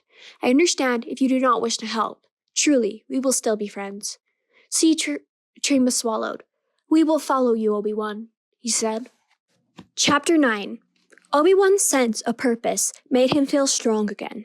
He and Trimba decided to search the Arconan half of the monument. It made sense to be able to eliminate the easiest task first. Obi-Wan and Trimba were able to search the kitchens, storage rooms, exercise rooms, and lounges without looking suspicious. Obi-Wan even had Trimba lower him down the garbage chutes. They found no sign of the stolen thermocons. "We have to search the cabin, Trimba," Obi-Wan said, picking a stray piece of garbage from his hair. He sighed. Over 400 Arconan miners were in those cabins. He couldn't imagine that they would let him search their rooms. "That will be no problem, Obi-Wan," Trimba replied. Obi-Wan had forgotten how Arconans think. They had no words for me or mine. So Trimba wandered from cabin to cabin, searching each bunk and a storage compartment. A dozen times, Arconans asked, "What are we doing?" Each time, Trimba would merely answer, "We are looking for something that was lost." To which the Arconans would ask, "May we help find it?" and see Trimba would answer, "We need no assistance." Then see Trimba and Obi-Wan would search the room and leave. But not all the workers for the Arcona mineral harvest were Arconian. Some were short, silver-haired Mirians, returning to Banomir, some human. Obi-Wan had to treat these carefully. More than once, he found himself using the Force to convince some burly miner to let him search. It was exhausting work for someone who was still recovering, but Obi-Wan ignored his own pain and weariness. A Jedi did not give in to such feelings. After a long day, Obi-Wan and C. Trimba went to the kitchens for a late meal. Obi-Wan ate a full dinner of roast Gorok bird cooked in mala petals from Alderaan. C. ate Arconan fungi covered with dactyl, a type of yellow ammonia crystal. The Arconan's food smelled, well, fungus wasn't bad, but the dactyl smelled like poison. Obi-Wan wrinkled his nose. How can anyone eat that stuff? C. Trimba smiled. His faceted eyes glittered. Some creatures wonder how humans can drink water, yet you take delight in it. Dactyl is ain't necessary to us as water is to you. Having said that, he took a couple of crunchy yellow stones and popped them in his mouth like candy. When Obi-Wan reached for some salt, C. Trimba pulled his own plate away in fear. Salt increases our need for dactyl 100-fold, C. Trimba explained. It is a very dangerous substance to Arconans. Obi-Wan sprinkled the salt on his Gorok bird. We all have our own poisons, I guess, he said cheerfully, taking a bite. C. Trimba grinned at him and crunched on his dactyl. It was almost like being back at the temple, eating with Brand or Reefed. Obi-Wan thought. He missed his friends, but he liked C. Trimba more and more as he spent time with him. The Arconan had a courage and determination that impressed him, and Obi-Wan was aware that it took nerve for an Arconan to break off from the group and help a stranger. You know, Obi-Wan remarked, there's one thing I don't understand. Jemba puts on a good show, but I sense that he's afraid of Cladai and the Arconans. C. Trimba swallowed his mouthful of dactyl and fungi. We think you're right, Obi-Wan. He fears us. Even though it is not our intent, he knows that we will destroy him. How is that? Obi-Wan asked. In off-world mining, the chiefs and overseers make fortunes, while the common workers make nothing. Many of them are slaves. But at Arcona Mineral Harvest, we have no chieftains, no overseers. So each worker shares in the profits. This did not bother Off-World until Cladai became our chief operations manager. She wants to expand our operations. So she contacts the better workers at Off-World. If they are slaves, she offers to buy them and set them free if they will work for us. If they have signed work contracts, she offers to buy the contracts. That sounds fair, Obi-Wan said. It is fair, C. Trimba agreed. That is exactly why Jemba fears us. Many good workers wish to join us. As good workers join, only the bad will stay at Off-World. I see, Obi-Wan said. So in a few years, Jemba will have only chiefs with no one to boss around. He'd hate that. C. Trimba grinned and turned serious. But Jemba has stalled us. He has raised the price on labor contracts and slaves. We can no longer afford to hire off-world workers. Obi-Wan was beginning to see that the galaxy was a far more complicated place than he'd realized. The temple had prepared him for so many things, but they had not prepared him for this. He had known that most worlds in the galaxy had outlawed slavery, and he had assumed that it was rare. But here were hundreds of workers locked in an illegal practice. Obi-Wan was horrified at the idea of slavery. Since Off-World had paid good money to buy and train slaves, the company wasn't likely to sell them cheap, or let them go without a fight. Cladai had been right when she told Obi-Wan that he had stepped into a war. This battle would probably rage through mining camps on hundreds of worlds. He wanted to race to the other side of the ship, lightsaber in hand, and right every wrong. But that wasn't the way he knew. He had to find those thermocons. Exposure was the only way to fight Jemba. He pushed his plate away. "We've searched everywhere on this side of the ship, see?" he said. "The thermocons must be in the off-world territory." The Arconan boy took a deep breath, then released it slowly. "Good, we are pleased." "Pleased?" Obi-Wan asked. "But now we have to invade off-world territory. I thought you were terrified of the Hutts." "That we are," C-Trima agreed. "But still, we are pleased because if the thermocons are not here, it means that we are innocent. Someone at off-world mining is really trying to kill us." "Yes, I can see how that would be comforting," Obi-Wan teased, though he did understand. The Arconans were hatched from eggs and raised in a huge nest, with hundreds of brothers and sisters growing together at a time. From their youth, they were trained to think of themselves as a group. The thought that any Arconan, any of C's brothers or sisters, would do something like that might hurt or shame the group must have filled the young Arconan with dread. "So are you ready to search in the Hutt's territory?" Obi-Wan asked. "We'll have to find a way to sneak over." C-Trima pushed away his plate of fungi and dactyl. "As we said before, Obi-Wan, we will follow you." Obi-Wan grinned. "You might be sorry you said that." Chapter 10. Obi-Wan and C-Trima crawled forward through the air shaft and gazed through a grate down into a dark cabin. A huge whiphead was lying asleep on a bunk, a ball of sour-smelling fur. The odor of cheap Dracelian beer filled the room. The cabin looked like a monument to filth, just like all the others Obi-Wan had seen today. The whiphead wore dirty, half-cured hides from his home world of Tula. Piles of painted animal skulls were stacked in every corner, looking like hunting trophies. Worse than that, Obi-Wan could see that Hutts had been bunking in the same room. The floor was littered with the furry parts of half-eaten small animals. Obi-Wan studied the shadowy scene below for a long moment. The whiphead was probably drunk. Otherwise, he would have been out playing sabacc or some other card game with his friends. But something felt wrong. Maybe the whiphead was only faking sleep. It could be a trap. Obi-Wan tried to peer farther into the room. It looked empty, but for the lone whiphead. He couldn't see the corners of the room, however. His unease deepened. He could feel dark ripples on the Force. But what did it mean? Evil streamed through this side of the ship like poisonous air. He searched several rooms already. He'd found illegal weapons, riot guns, and biotic grenades. He found a small casket filled with credit chips that might have been stolen loot. But he hadn't found any thermocons. He studied the whiphead again. He was lying on his cot. Beneath his head, Obi-Wan could see a barely concealed weapon. Among such creatures, sleeping with a blaster was the norm. Obi-Wan watched the whiphead breathe. He took shallow breaths, a bit too unevenly for Obi-Wan to be comfortable. If he were asleep at all, he was sleeping lightly. Too often in the past, Obi-Wan's impatience had gotten him in trouble. This time, he decided to trust his instincts. Carefully, quietly, Obi-Wan scooted past this room.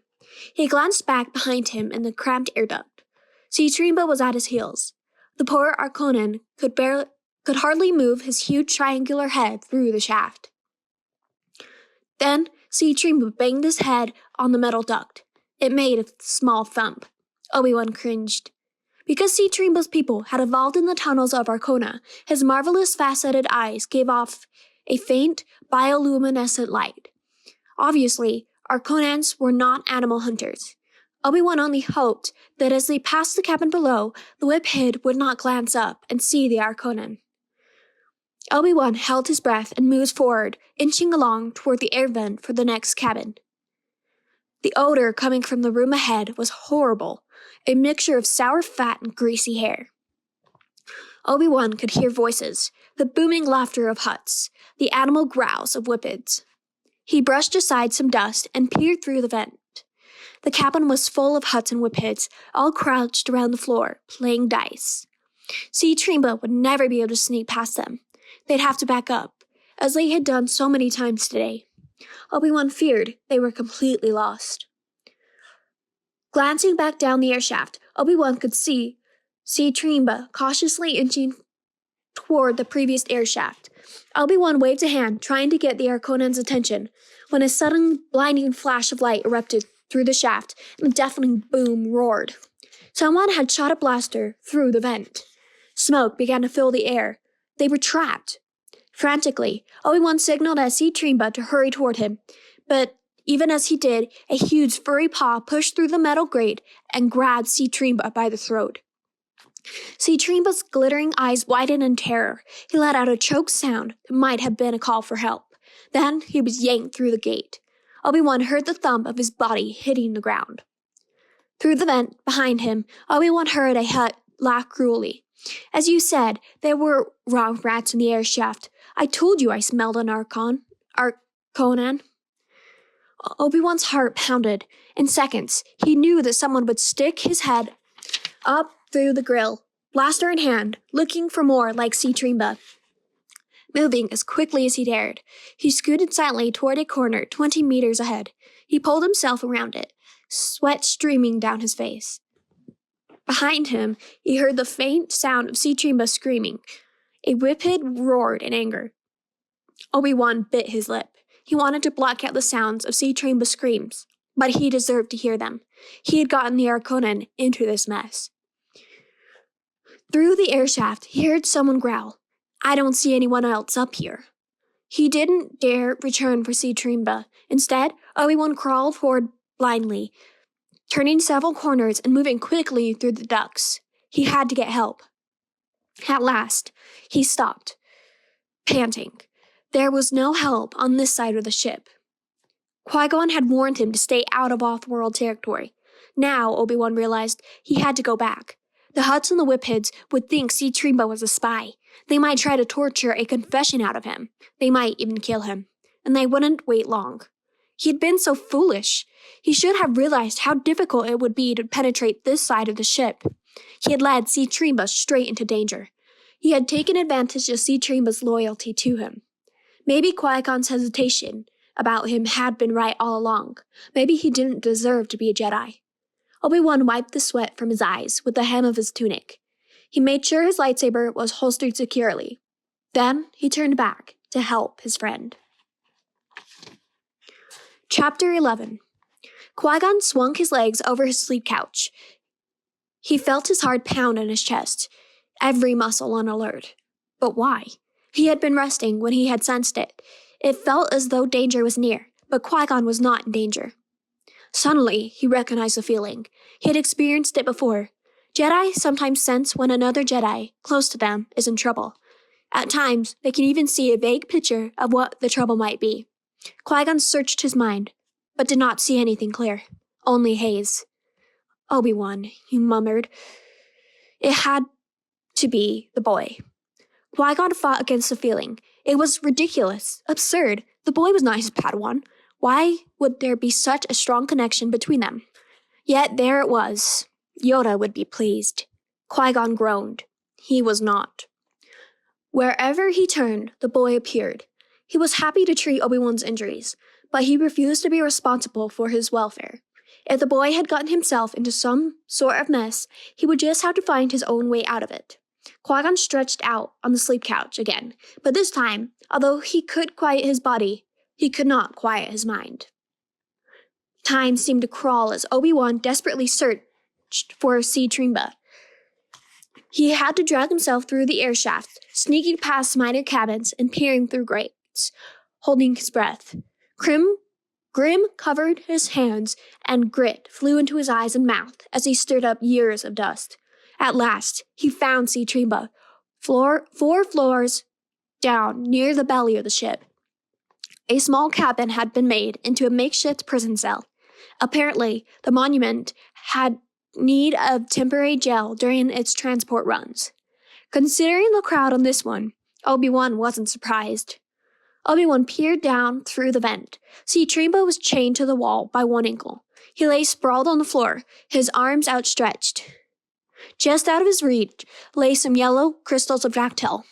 Only a half-dozen paces away, a Hutt and 2 Whipheads guards played cards at a massive carved metal table. The Arconan boy looked beaten and bruised, but More seemed to be wrong with him than a mere beating. His color had gone from a healthy gray green to a muddy tan. Obi-Wan could see that the life force in the Arconan was weak and fading. But why? See, Trimba had ingested his dactyl supply before they'd begun the search. Why had he weakened so fast? The Hutt slithered over to see Trimba and grinned as he stared down at the captive. Obi-Wan recognized him. It was the Hutt who had beaten him up the day before. "Ready to talk yet?" the Hutt asked. "Don't you want that dactyl? I could push a few crystals over." See, Trimba stared at him silently. Even from above, Obi-Wan could see that his friend's contempt for the Hutt could not mask his fear. The Hutt leaned closer, his huge head bobbing in front of Trimba. "What were you doing in our vents? Who sent you to spy on us?" Weakly, Trimba shook his head. "You don't look so good," the Hutt sneered. "We gave you enough salt in that saline injection to deplete all the dactyl in your body." He leaned back again and chortled. "So why don't you tell us what we want to know? It beats dying. Someone was with you. Who was it? Oconans never travel alone." Trimba shook his head again. His head lolled back, and his cheek hit the floor. Frustration filled Obi-Wan. He had to do something. He grasped the vent and pulled it out. He shoved himself into the opening, then somersaulted down to the floor. In a heartbeat, his lightsaber was in his hand. "Do you only pick on the weak and unarmed, Hutt?" he asked.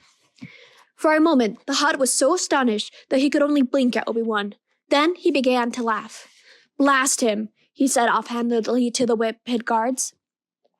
Obi-Wan had counted on the slow reaction time of the whip-heads. They stared at him, their mouths open underneath their tusks. Obi-Wan sprang forward, slashing at the heavy table. The lightsaber cut through the thick legs easily. With a crash, the table thudded down on the whippets. The flimsy stools they had been sitting on collapsed under the weight, pinning them to the floor. They howled in surprise and pain. "Sorry to break up your game," Obi-Wan said, keeping his eyes on the surprised Hutt. He reached over to the table and grabbed the key to Trimba's leg cuff. The shackle was an ancient thing of metal with a simple lock. Obi-Wan tossed the key to Trimba. The Hutt slithered toward him. "So young, Jedi, you have not yet learned your lesson. How dare you defy me, the mighty Gleb?"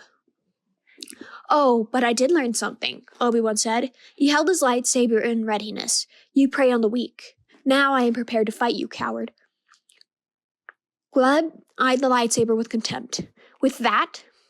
Obi-Wan glanced behind the Hutt at Trimba.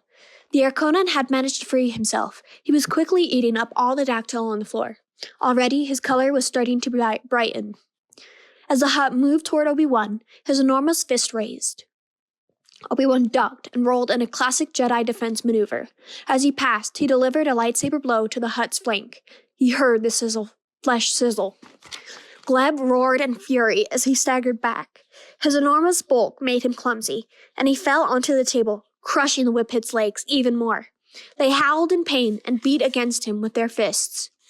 "Hurry, Obi-Wan urged. Keeping himself between Gleb and Trimba, he waited until the Arconan had reached the door. Then he hurried after him as Gleb tried to struggle to rise. Hutts were powerful, but they were not exactly light on their feet. "You won't get away with this, Jedi," Gleb bellowed. "That Arconan is a spy. This is war." Obi-Wan ignored him. He half-dragged Trimba down the hallway. Lucky for them, the lower levels wasn't well trafficked. They were able to reach the Arconan boundary without any more encounters. As they crossed onto the Arconan side of the ship, Obi-Wan saw 2 Arconan border guards hurry away. He knew they were going to alert Clad-Eye that the two had returned, and had come from off-world territory. That meant, of course, that Qui-Gon would discover that Obi-Wan had disobeyed his order. Trimba stopped. He turned to Obi-Wan, his luminous eyes glittering once again with the same warm light. "We thank you, Obi-Wan. We owe our lives to you." "You owe your capture to me, too," Obi-Wan answered ruefully. "I'm sorry, Trimba."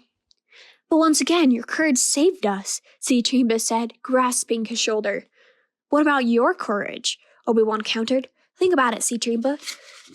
You were dying, and you still would not betray me. You faced down a Hutt." A slow smile spread over Trimba's face.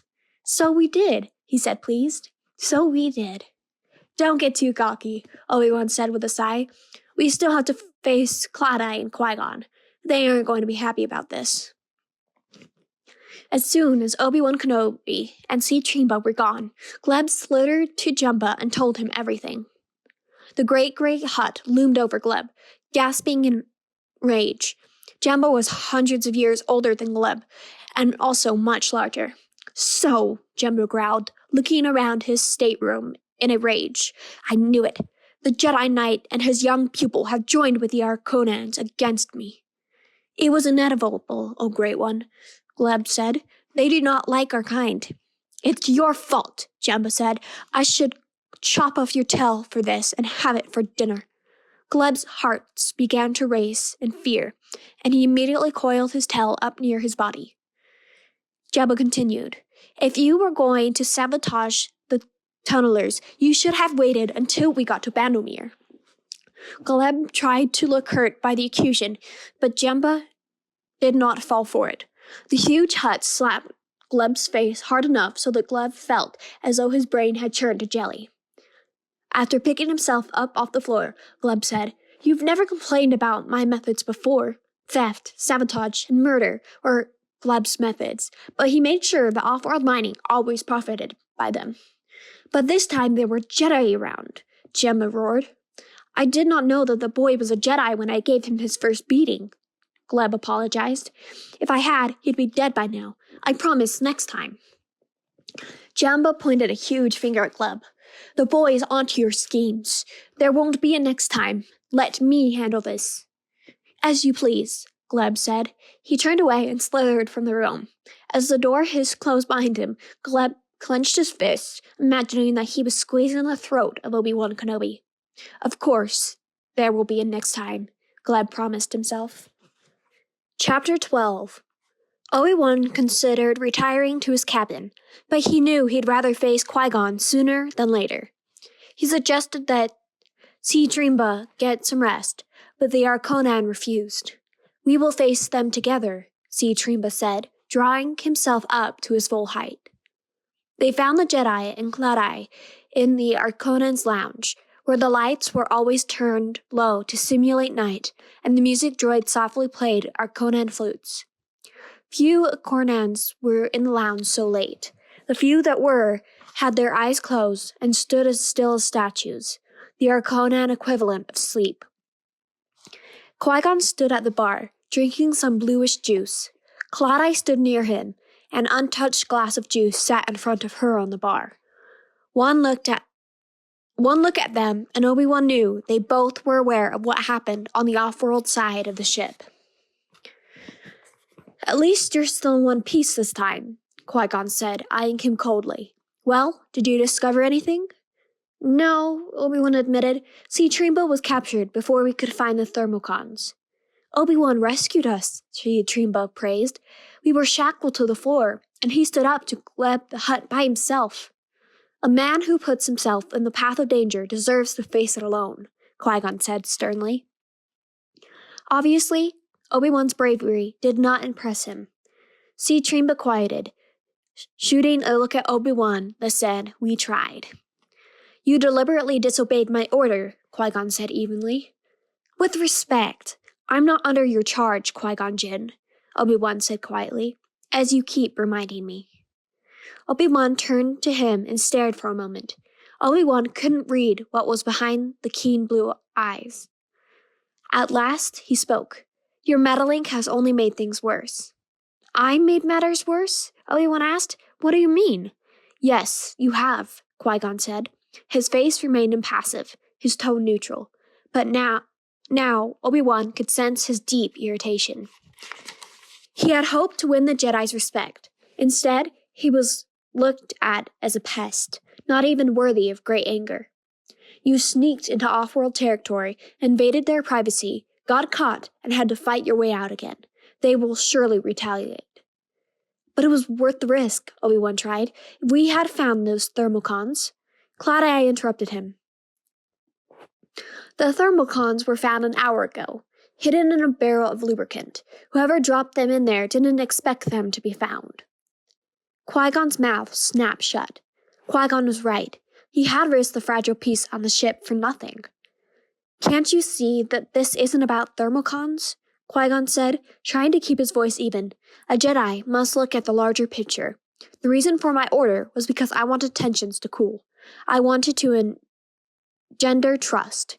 How can the off-worlders trust the Jedi if they find you sneaking around their territory? How can—" The room suddenly shook, and there was a rumbling boom. Qui-Gon's drink went sliding from the bar, and the cup crashed to the floor. Citremba pitched onto his belly. Warning sirens began to wail. "What hit us?" Claudie shouted. But Obi-Wan knew that if they collided with another ship or an asteroid in hyperspace, it would have torn the ship apart. Distantly, Obi-Wan heard the wunk, wunk, wunk of the ship's guns firing. Qui-Gon strode to the window. His hand rested on his lightsaber. "Pirates," he announced. Chapter 13. Qui-Gon raced for the bridge, down the main corridors. Obi-Wan, Citremba, and Claudie followed at a dead run. All around the ship, Arconans were whining in terror, making the strange hissing sound of their kind. They backed into their rooms and locked their doors. Through the grates under the floor, Qui-Gon could hear the grind of generators charging the ship's shields. Meanwhile, the steady wunk, wunk sound continued as blasters fired. He thought he knew what had happened. Pirates sometimes mined the shipping lanes. When the ship hit a mine, the hyperdrive blew, and the ship would drop back out of hyperspace. As it did, the pirates would open fire, destroying the ship's weapons and engines so swiftly that unworried travelers seldom had time to react. Then the pirates would send boarding parties out to strip anything they could from their victims. A minor transport like Monument didn't have much worth stealing, but the pirates wouldn't know that, not until they'd blown it to pieces and searched through the rubble. The floor shuddered under the impact of another explosion. As the ship twisted to its side, Qui-Gon rounded a corner. Ahead was a transsteel viewport. Through it, he could see 5 Togorian warships, all shaped like red birds of prey. 2 screamed past his port. Green bolts of blaster fire erupted from the warships, slamming into the monument. Metal shrieked in protest. The corridors filled with greasy smoke. The monument's guns had gone silent. Now Qui-Gon could see why. The gun turrets had been blown away. Bits of burning slag lit up like glowing stars where the turrets had once stood. The monument floated, dead in space. Though the fire alarm sounded, no one on the bridge was shouting orders. Now, a Togorian cruiser raced toward the ship. Qui-Gon stood, watching helplessly as the cruiser approached. There were times when he wished he was not alone. Times when he wished that he had not lost his last Padawan. Xanatos. "Obi-Wan," Qui-Gon called. Even though he did not fully trust the boy, he didn't see any other choice. They needed some kind of plan, and they all had to work together if they hoped to survive. "The pirates are getting ready to board," he said crisply. "I'll try to stop them. Go to the bridge and see if the crew is alive. If they are not, I want you to pilot this ship out of here." Qui-Gon stared hard at the boy. He was asking a lot, he knew. He knew that as a Jedi student, Obi-Wan had flown a few ships in simulations, and mostly likely piloted some cloud cars around Coruscant. But he'd never piloted a ship like this, and he'd never been in battle. "I can fight alongside you," Obi-Wan protested. Qui-Gon turned and grasped the boy by both elbows. "Listen to me. You must obey this time. Trust my judgment.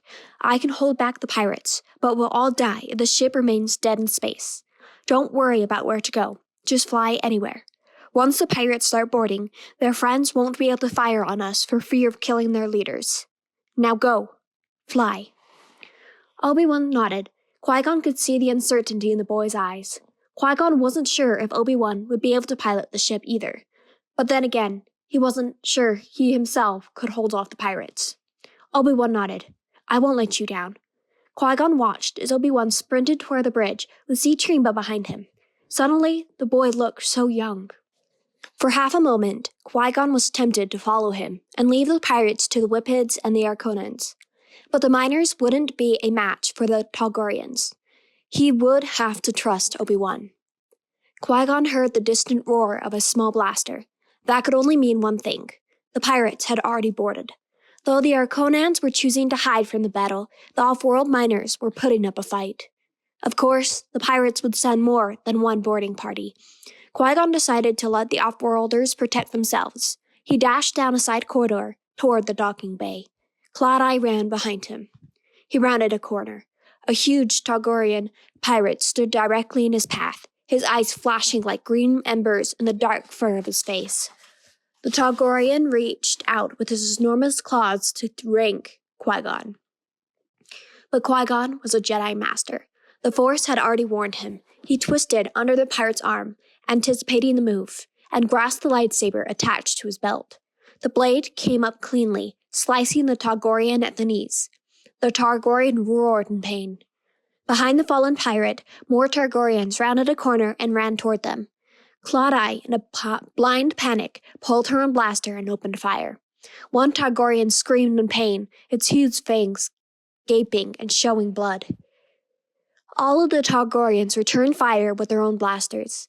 Qui-Gon dodged 2 bolts, then used his lightsaber to deflect 3 more.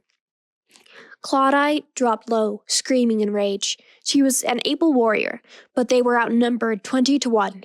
Qui-Gon vowed to do his best to keep her alive. The door to the bridge was sealed shut and burning hot. Obi-Wan could feel heat radiating from it as he tried to open it. A fire raged on the other side. Ignoring the pain, he tried to wedge his fingers in the crack to pull it open. "It's no use," Trimba told him. "That's a fire door. It locks to the bridge is burning." Qui-Gon backed from the door. The bridge must have taken a direct hit from one of the Targaryen ships. But a hit from a heavy blaster or proton torpedo would have done more than just start a fire. Most likely, it had punched a hole straight through the hull of the ship. It would be dangerous to try to open the door. There might only be a fire, but it could be worse. All of the air could have escaped from the room. He remembered the look on Qui-Gon's face as the Jedi Master asked for his help. He couldn't let him down this time. Carefully, Obi-Wan struggled to calm himself, to use the Force. He could sense the latching mechanisms, and it would only take little effort to move it. But then what? If he opened it, he could get pulled into space, or toxic smoke could roil into the corridor and suffocate him, or the fire might spread into the halls. He didn't have a choice. He focused his attention, and the door slid open. Immediately, a stiff wind knocked him in the back. The breath left Obi-Wan's lungs, and the ship's air whisked past him, sucked into the vacuum of space. Obi-Wan grabbed the door frame to keep from getting sucked out. It was all that he could do to hold on. Behind him, Trimba got a handhold on the edge of a control box. The bridge had indeed been hit. Air screamed out through a small round hole up above the viewport. "I have to plug the hole," Obi-Wan shouted to Trimba. But before Obi-Wan could move, Trimba dropped to the floor. He crawled across the bridge, reaching for handhold after handhold. Obi-Wan could only hang on to the doorframe and watch. He couldn't stop Trimba, and he couldn't help him. Trimba reached for a spherical compass, the round metal object that served as a backup in case the main nav computer was hit or disabled. Fighting the screaming wind, Trimba stumbled to the hole and released the compass near the hole. The vacuum sucked it in, and immediately the rushing air quieted. "Good work," Obi-Wan called as he ran to the pilot console. The captain and his co-pilots were still strapped in their seats, drowsy from the loss of air. In another minute, they'd have suffocated. As it was, both men were unconscious. The room felt hot. Blaster fire had ripped through the navigation terminal, and the metal slag pooled everywhere. But with so little air in the room, the fires had gone out. Obi-Wan unbuckled the captain and moved him onto the floor. Then he looked at the control panel. There were so many lights and buttons. For a moment, he was stunned, unsure what to do. He looked up at the viewport. Targaryen warships surrounded the monument. A heavy cruiser that had been refitted as a gunship edged nearer. Its shield had to be down for it to be so close. A red light blinked insistently on Obi-Wan's console. In a daze, he realized that the forward proton torpedo tubes were loaded and armed. They were standard defense gear for transports traveling in such a region. His targeting computer was down, but he aimed for the bridge of the gunship without it. His heart pounded. He was afraid of what he had to do. He hoped that Qui-Gon was right, that the pirates wouldn't dare to fire back with their own men aboard, because if they did fire back, they'd hit with everything they had. "What are you going to do, Obi-Wan?" Tremba asked, holding onto the bridge console. "Send a message to the Targorians," Obi-Wan answered grimly. "We're not dead yet." Reaching across the console, he launched the proton torpedoes. Blaster fire lit the smoky corridors of the monument, blinding him. Qui-Gon deflected and dodged the bolts. Dead Targorians were strewn on the hall behind. Live Targorians choked the halls ahead. Their roaring resounded from the walls. For a moment, he was pinned behind the dead. He wished that he had some backup, but the off-worlders were fighting on another front. "Where are the Arconans?" he shouted to Cloud-Eye. "We could use some help." "Arconans don't fight," Cloud-Eye shouted back as she snapped a shot at a Targorian. "They probably locked themselves in their rooms." "What about Jemba's men?" Qui-Gon asked. "Maybe you should contact them for help." "They wouldn't come," Cloud-Eye said grimly. "I'm afraid it's you and me, Qui-Gon." A Targorian pirate captain lunged down the corridor, bursting through the screen of smoke. He was huge, nearly twice as tall as a man. His black body armor was scarred and pitted from 1,000 fights. A human skull dangled from a chain around his neck. His fur was as dark as night, and his green eyes glowed wickedly. He carried a huge vibro axe in one hand and an energy shield in the other. The pirate's pointed ears were drawn back flat against his skull. He stepped forward to meet it. "Meet your death, Jedi," the Targorian pirate roared. "I have hunted your kind before, and I will gnaw your bones tonight." Suddenly, Qui-Gon realized that the pirates behind their dark captain were retreating back toward the hold. There was nowhere to go back there, except another access tunnel. The pirates were probably trying to circle behind him. Cloud-Eye rushed forward and fired her blaster. The Targorian raised his shield against it, deflecting it easily. Then he raised his deadly vibro axe. With only the slightest touch, the weapon could sever a man's head. Qui-Gon moved forward in a one flowing movement, his lightsaber held high. "No doubt you've killed before," Qui-Gon said softly, "but you shall not be gnawing any bones tonight." He leapt at the Targorian pirate. The pirate roared and swung his axe. A blinding flash, as bright as a solar flare, lit space as the proton torpedoes struck the Targorian gunship. Obi-Wan shielded his eyes from the intense light. Tremba cried out. Half the gunship disintegrated, hurtling debris into space. A second blast followed the first, as the gunship's arsenal exploded. Bits of metal riddled the monument. A huge section of the blown gunship hurled into a second Targorian ship. Obi-Wan didn't plan to wait and see if the pirates would shoot him down. While they were covered, he hit a button, loading more torpedoes into his launch tube. With the navigation console out, the only way to fly the ship was manually. Obi-Wan grabbed the control, pulled back hard, and hit the thrusters. He heard the harsh sounds of metal rending. Had he just ruined the engines? Quickly, he consulted the display terminals. He saw the source of the sound. 2 Targorian cruisers were latched to his docking bays. By blasting off, Obi-Wan was ripping away from the ships, tearing apart the seals to the doors. All the air by the docking base would rush into space. Qui-Gon had gone to stop the pirates' boarding party. Obi-Wan gritted his teeth and fervently hoped that only pirates would be swept out into space with the wreckage. Ahead of him, a Targorian warship opened fire. The floor lurched under Qui-Gon's feet as he met the pirate captain. The huge Targorian weighed 4 times as much as a man.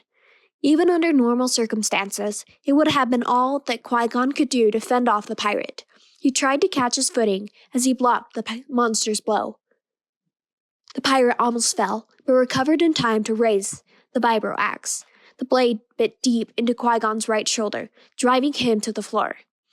Qui-Gon gasped from the searing pain. His shoulder burned as if it were on fire. He tried to lift his arm, but it was useless. Behind the pirate, Qui-Gon heard the sound of peeling metal. The seals to the hold had ripped apart. Wind howled down the hall as the ship's air screamed away. Qui-Gon saw droplets of his own blood stripped away like rain in a storm.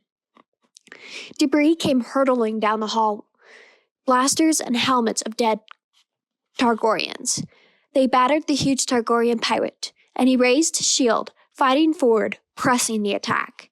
Qui-Gon let the wind pull him, so that he slid along the floor toward the vacuum of space, closer to the pirate captain. If he died, he would take the monster with him.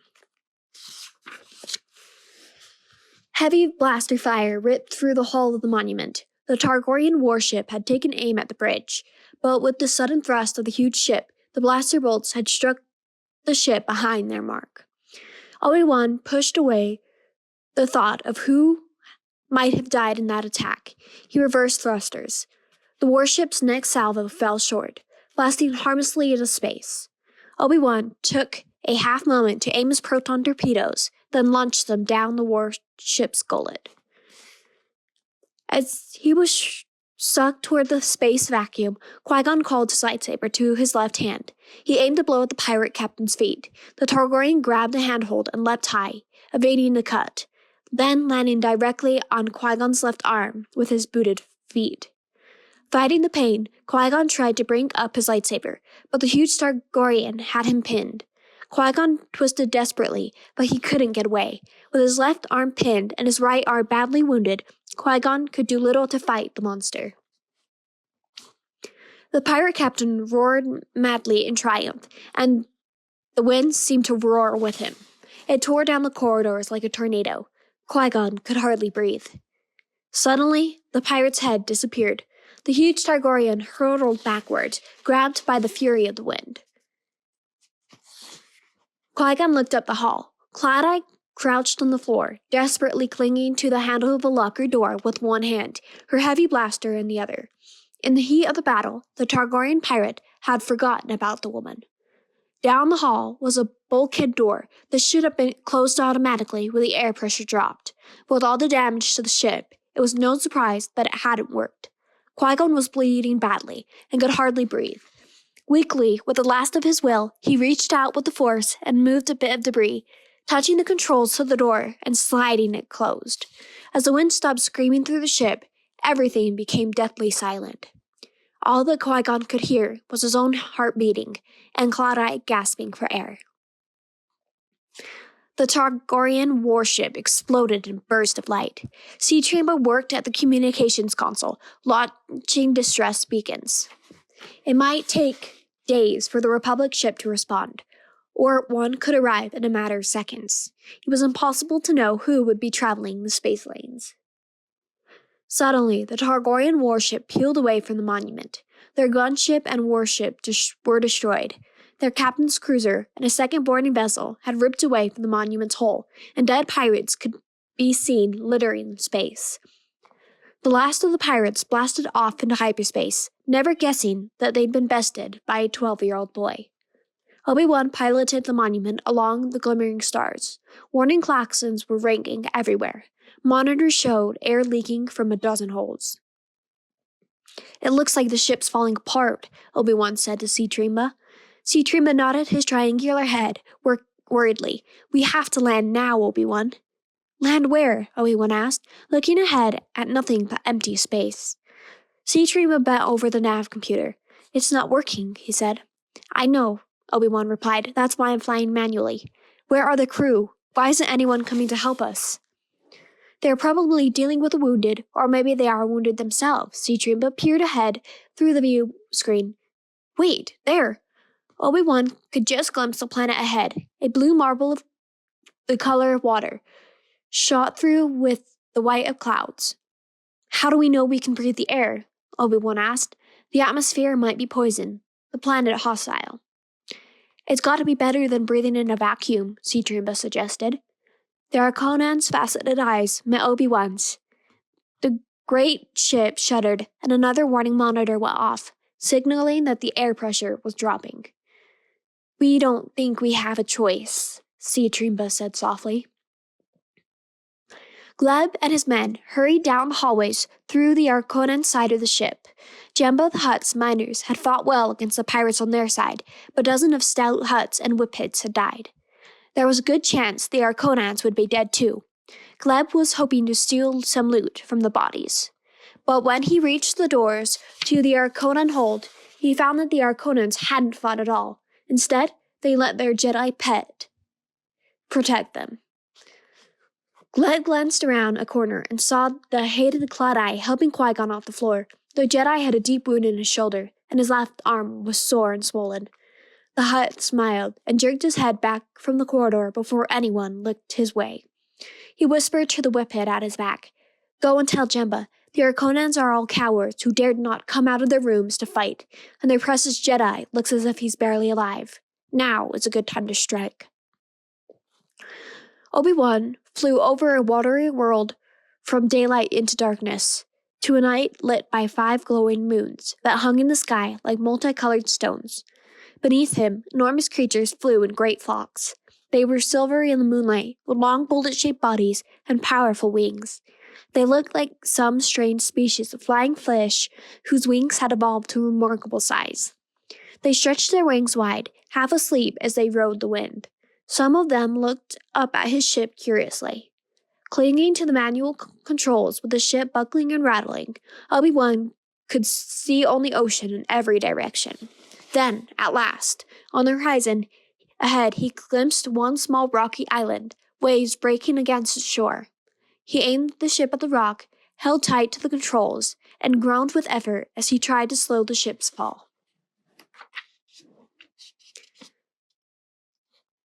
Chapter 14. Dozens of miners had been killed or injured in the attack, so the sick bay was full. Yet few of those injured were Arconans.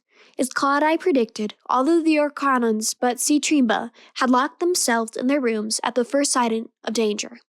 Most of the injuries fell to the ship's crew and to some of Jemba's miners. Qui-Gon's injuries would have been severe for a common man, but the Jedi waited until the others were tended to before requesting the medic droid to bandage him in his room. Claudia refused to leave his side, no matter how he urged her to rest. "Not until I know you're okay," she told him steadily.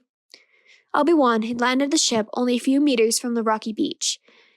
Night hung like a mist over the island. After determining the atmosphere was stable, a dozen of the ship's crew had gone outside to begin repairing the damage to the hull, and others were checking the surroundings.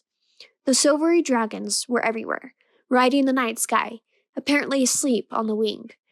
Many of them also perched on the island cliffs. It wasn't safe to stay outside, and the captain said no one would be allowed to work in the daylight once the beast awoke. The ship's engineer reported that it would take 2 nights to get the ship running.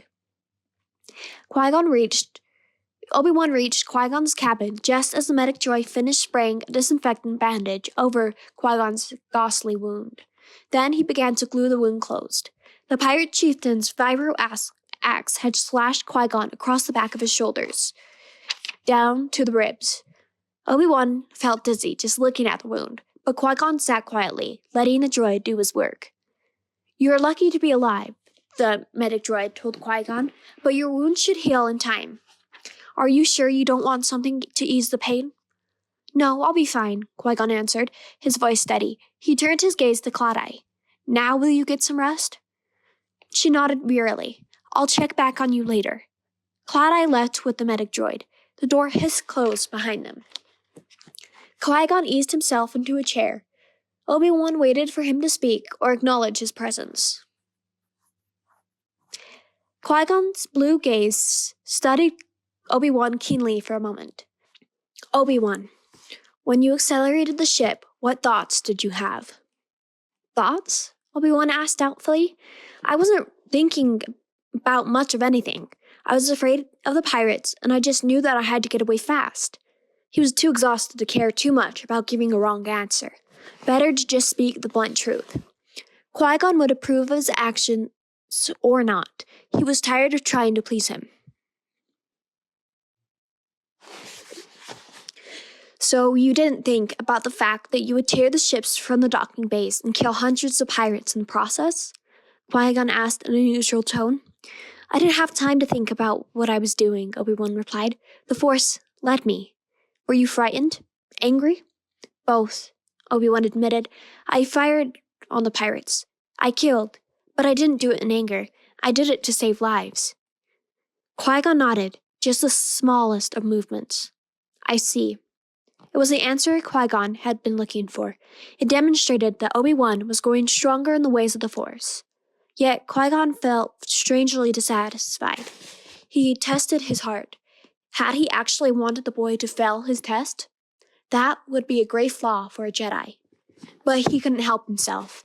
True, Obi-Wan had not let him down. He had bravely accepted the task of piloting the ship.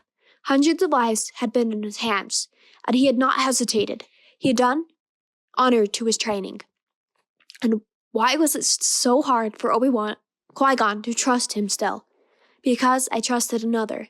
I trusted Xanatos completely, and the disaster was the result.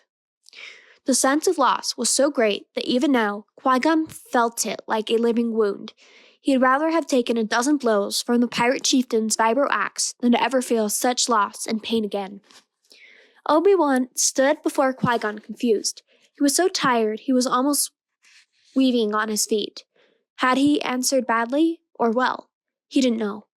All he could sense was a struggle in Qui-Gon that he didn't understand. They had worked together to save the ship. A bond should have formed between them. But Obi-Wan felt they were farther apart than ever.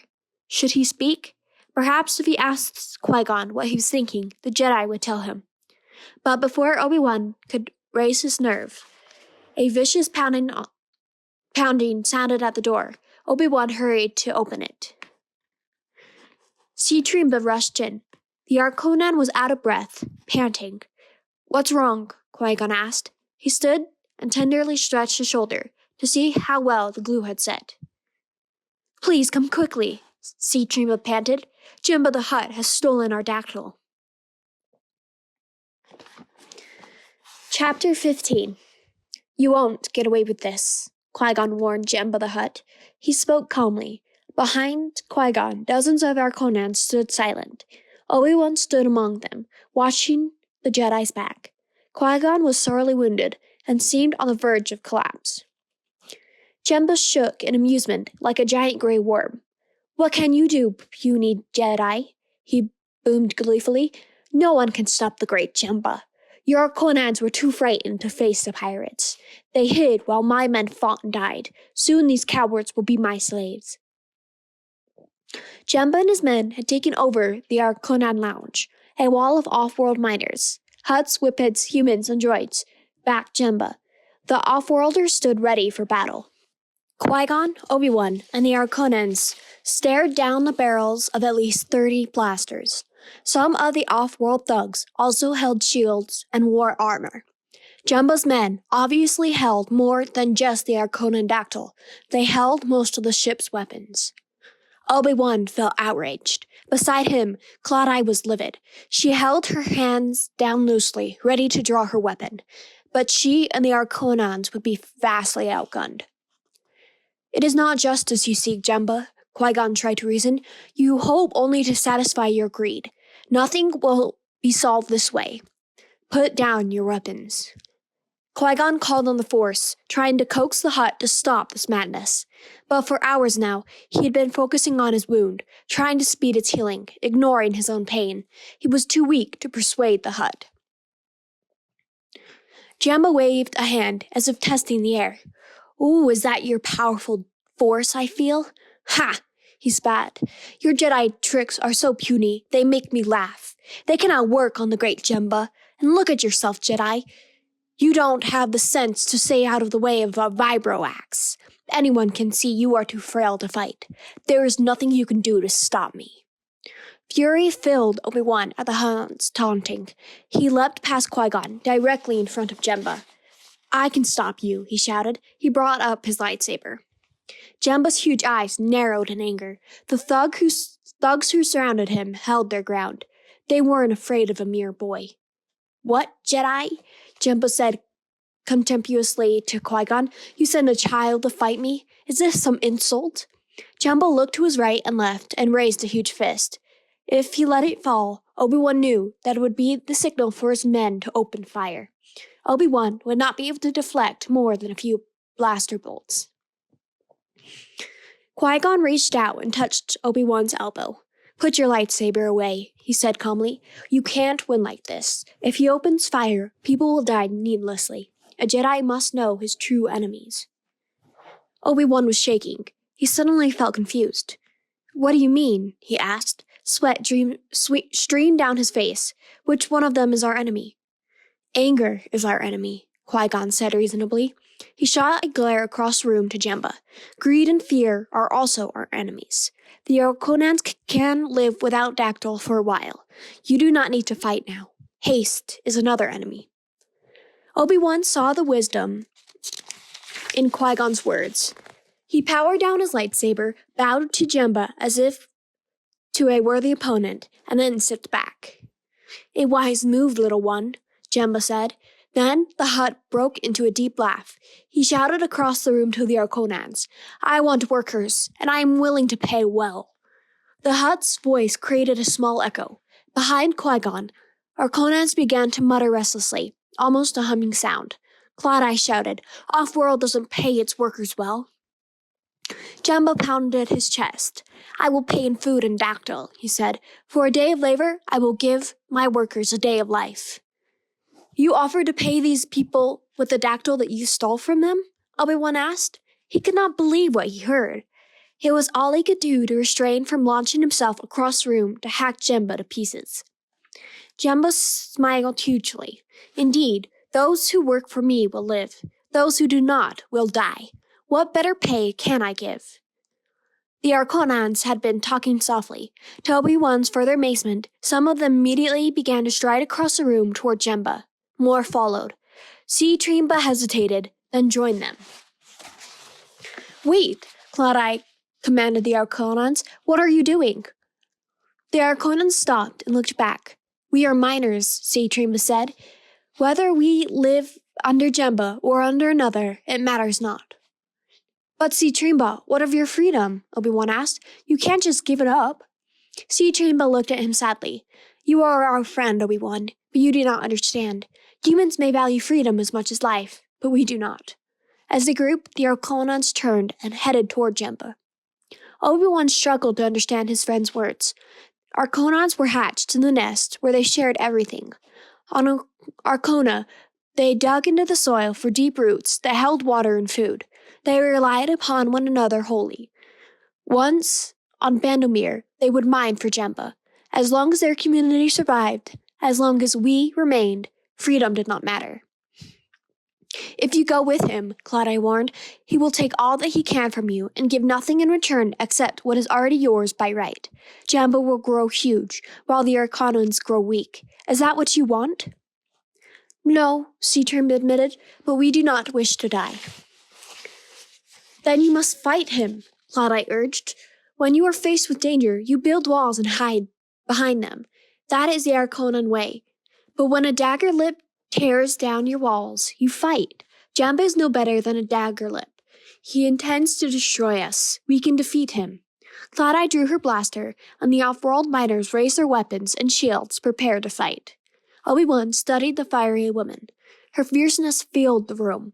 All it needed was a spark to ignite. It was a battle they were bound to lose. Qui-Gon was right. This was not the time or place to fight. Jemba had to be stopped. They could not stop him here. Tremba, Obi-Wan called. "Friend, I ask this one thing of you. Wait." Qui-Gon shot him a look of respect. Obi-Wan did not have time to be pleased by it. He focused all his attention on Tremba. Sometimes the force of friendship could work where the force could not. Tremba faced him, torn. It would take an act of great courage for him to divide himself from his fellow Arconans. Obi-Wan knew. He waited, knowing that to speak again would be an insult to Tremba. Slowly, Citrine nodded. Then he moved to the other side of the room to stand with Obi-Wan and Claudine. A slow, anxious hissing filled the room. One by one, the Arconons followed Citrine. Chapter 16. The meeting ended in a stalemate. There was nothing left to do but leave. Obi-Wan stayed with Qui-Gon. Although the Jedi held himself erect during the conversation, sweat beaded his forehead, and Obi-Wan could only imagine the concentration it took for him to stay focused. "I'll see you back to your cabin," Obi-Wan told him. He knew Qui-Gon must be feeling weak when the Jedi didn't try to argue. By the time Qui-Gon reached the corridor where his cabin was located, his walk was unsteady and his vision clouded. He was grateful for Obi-Wan's presence at his side. As he rounded the last corner, he staggered. Obi-Wan grabbed his arm and held him upright. "Are you all right?" Obi-Wan asked, his voice thick with concern. "I will be," Qui-Gon said weakly. "I just need to focus." Obi-Wan helped him to his cabin and waited until he was seated. A plan had been growing in his mind since the confrontation. This time, he would not make the mistake of failing to inform Qui-Gon. "Master Jinn," Obi-Wan began, "I have an idea. I will go back to the air vents into off-world territory. I know the layout now. I will wait till Jemba's alone and ambush him." Qui-Gon closed his eyes for a moment, as if Obi-Wan's suggestion had pained him as much as his wound. "No," he said flatly, "you will not." Just moments ago, he had been impressed by Obi-Wan's handling of the Arconan situation, and how he had backed off from Jemba with dignity. Now the boy was making reckless plans again, letting his eagerness take over his judgment. Of course, Qui-Gon had to admit the plans were no more reckless than some of those Qui-Gon had thought up in his own youth. Still, he felt disappointment so keen that it surprised him. Were his feelings continually to take him unaware when it came to this boy? Wearily, Qui-Gon raised himself up in a chair. His shoulders suddenly flamed where the pirate had struck him. He'd been holding that pain at bay, but now it overwhelmed him. "Look, you're wounded," Obi-Wan said. "I know you can't fight now, but I could do it for you. I can hold back my anger and do what must be done. If Jemba were dead, nothing would change," Qui-Gon said wearily. "Obi-Wan, can't you see? Killing Jemba's not the answer. Jemba's but one hut. There are always more, just as evil and greedy as he is. If you kill him, it won't stop his plan from going forward. Another like him, perhaps someone worse, will take his place. What we must do is try to teach these people that—" "But he is evil, isn't he?" Obi-Wan asked. "What Jemba's trying to do is wrong," Qui-Gon answered carefully. "I've never seen anyone who was so evil," Obi-Wan burst out. A sad smile touched Qui-Gon's lips. "And have you been so many places, young Obi-Wan?" Obi-Wan fell silent. He had much to learn. His heart cried out that Jemba was evil, and that evil had spread to enslave innocent victims. If anyone deserved to meet a bitter fate, it would be the Hutt. But he would listen to Qui-Gon. "I've seen far worse," Qui-Gon continued. "If you think of killing in anger, you must know such thoughts come from the dark side." "Then how can we make him give the dactyl back?" Obi-Wan asked.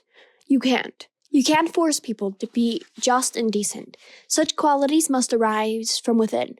They cannot be forced from without. For now, I choose to wait.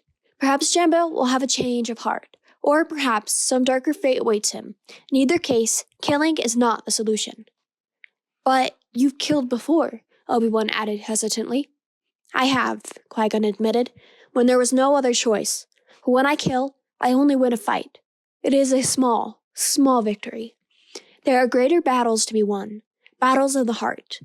Sometimes, with patience and reason, and by setting a good example, I have won more than a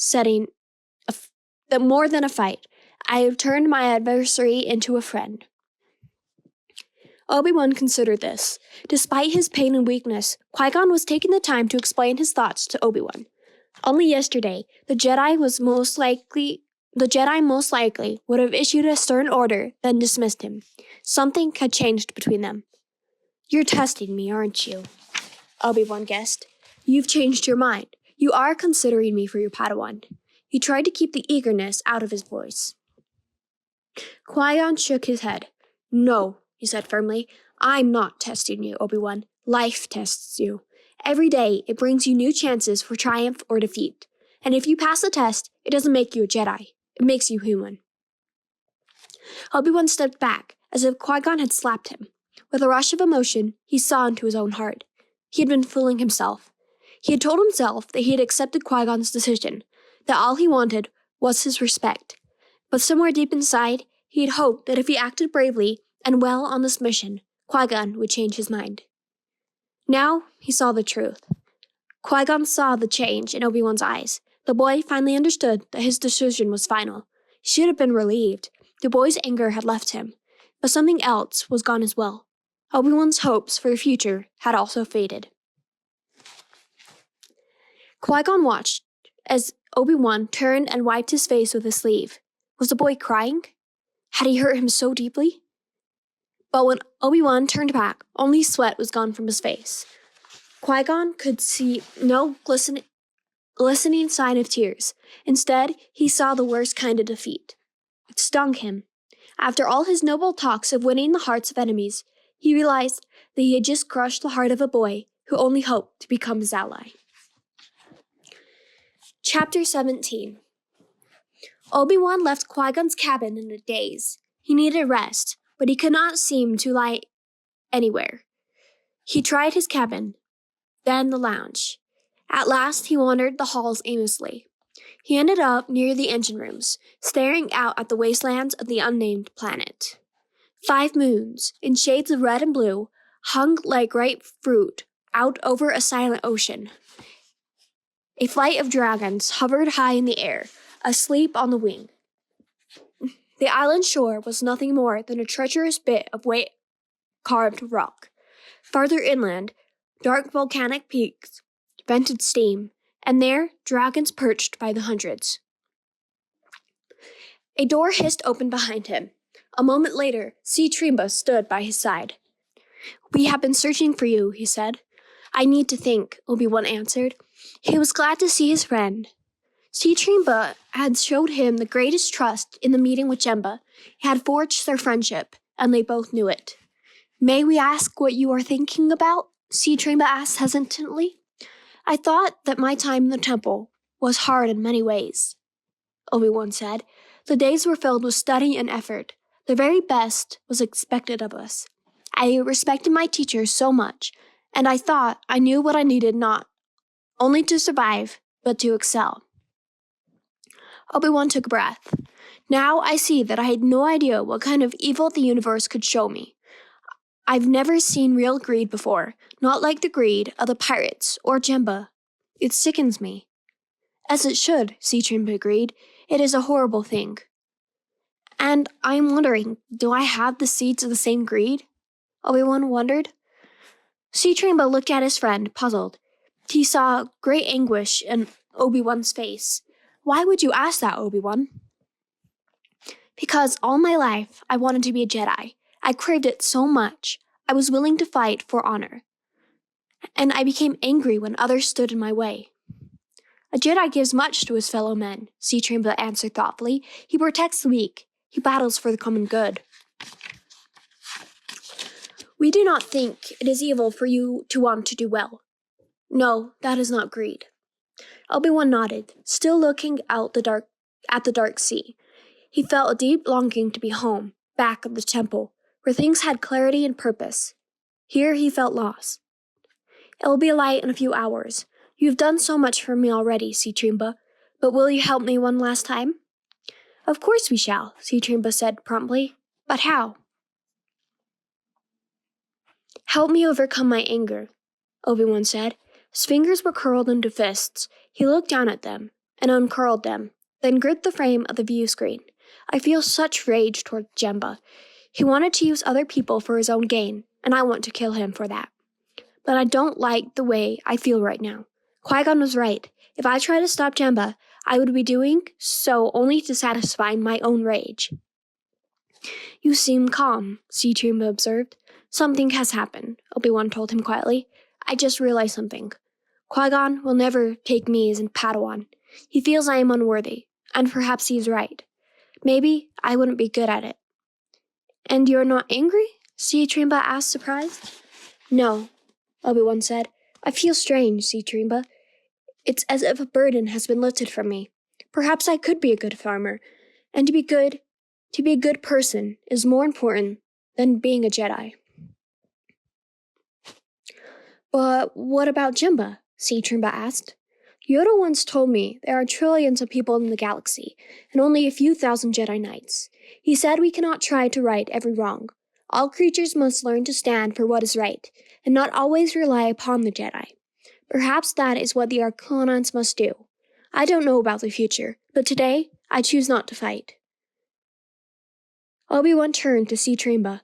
I asked you to leave your fellow Arconauts to give us a chance to help you. I haven't gone back on that promise. I won't see you sicken again for the lack of dactyl. I will stand with you, Citrimba. Somehow we will find a way. Chapter 18.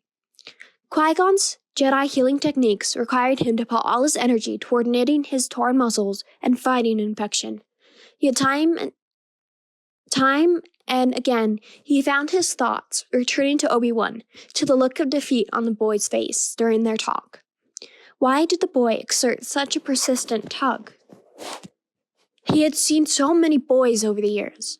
Time and again, he had gently informed them that they did not have it in them to become a Jedi Knight. He had done it compassionately and saved them from the difficult struggle of finding out too late. Hadn't he?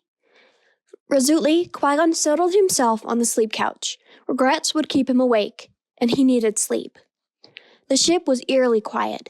Everyone was exhausted from the battle with the pirates.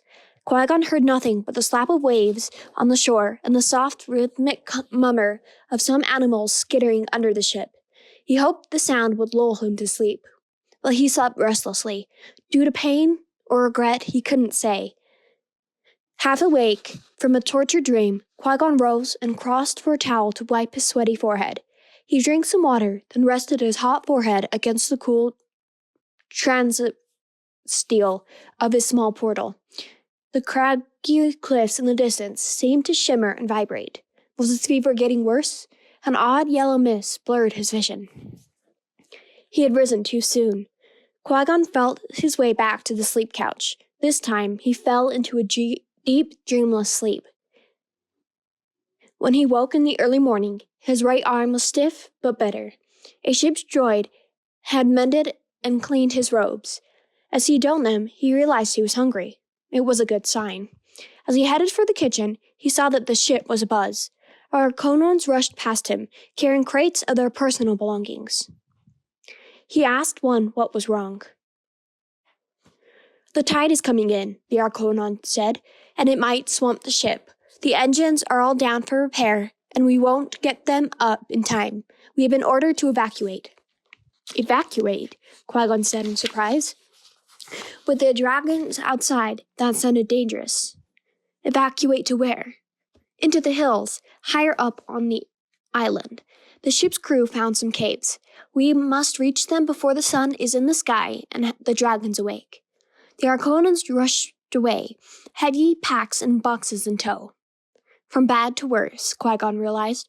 Shot down by pirates, wrecked on an alien world, with Jemba holding a gun to them all.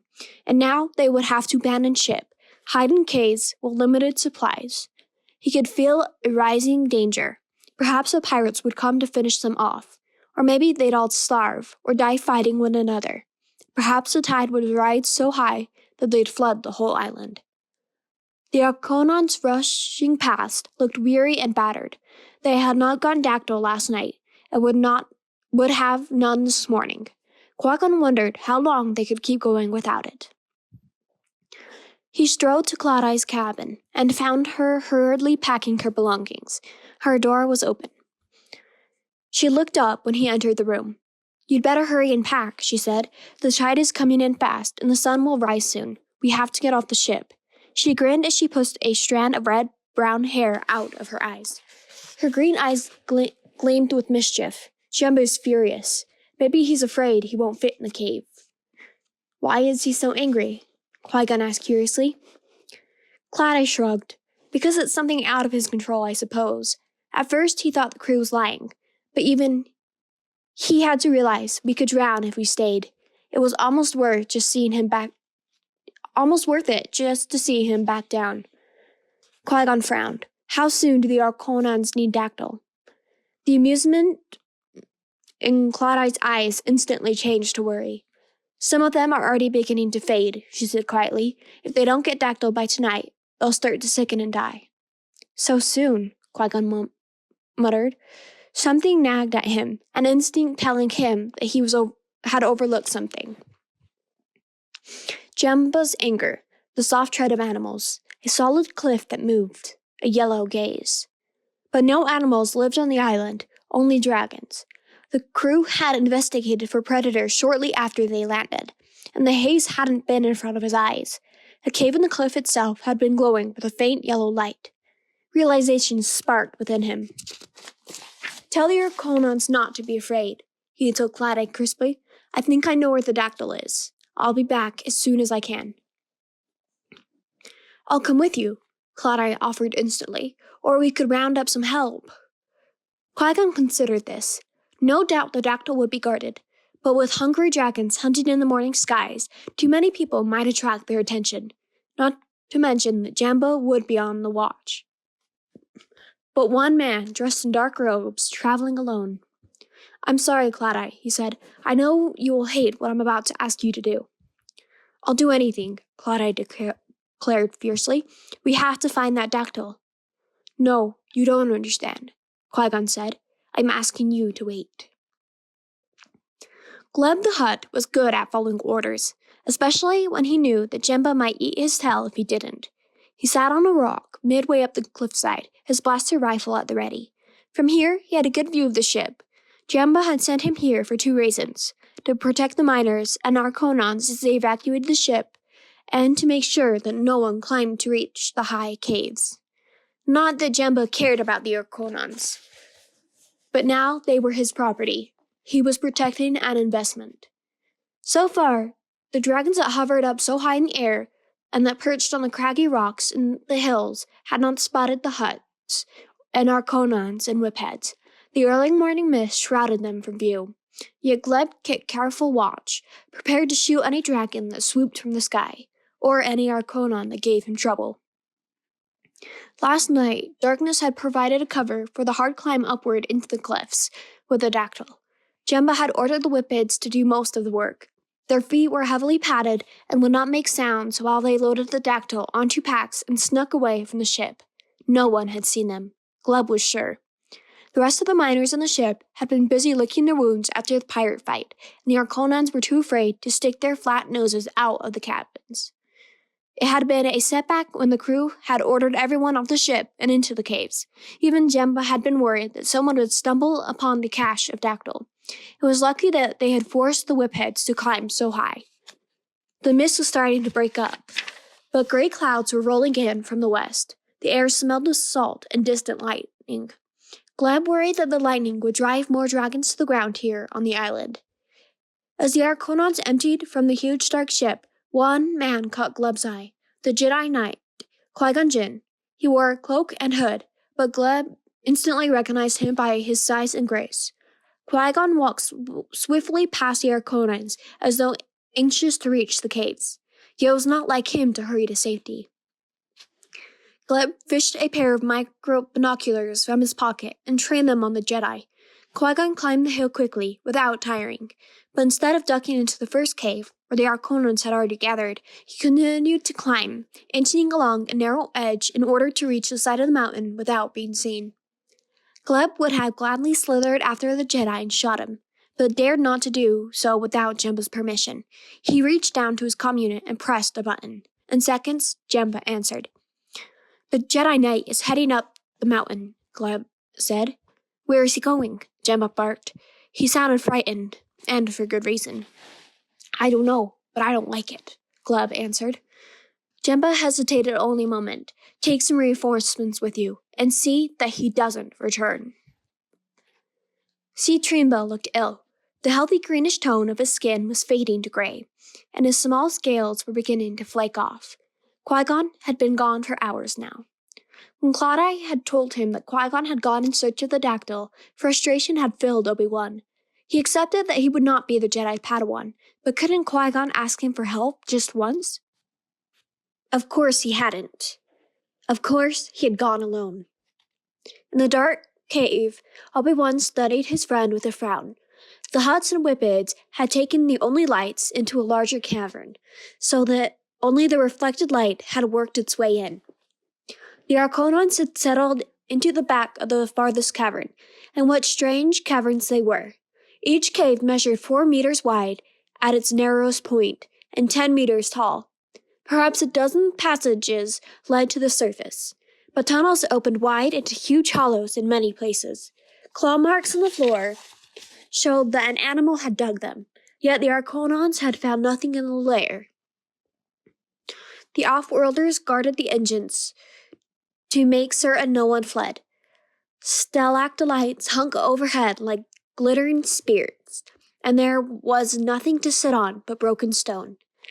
In the dank shadows, the eyes of the Arconons glowed faintly.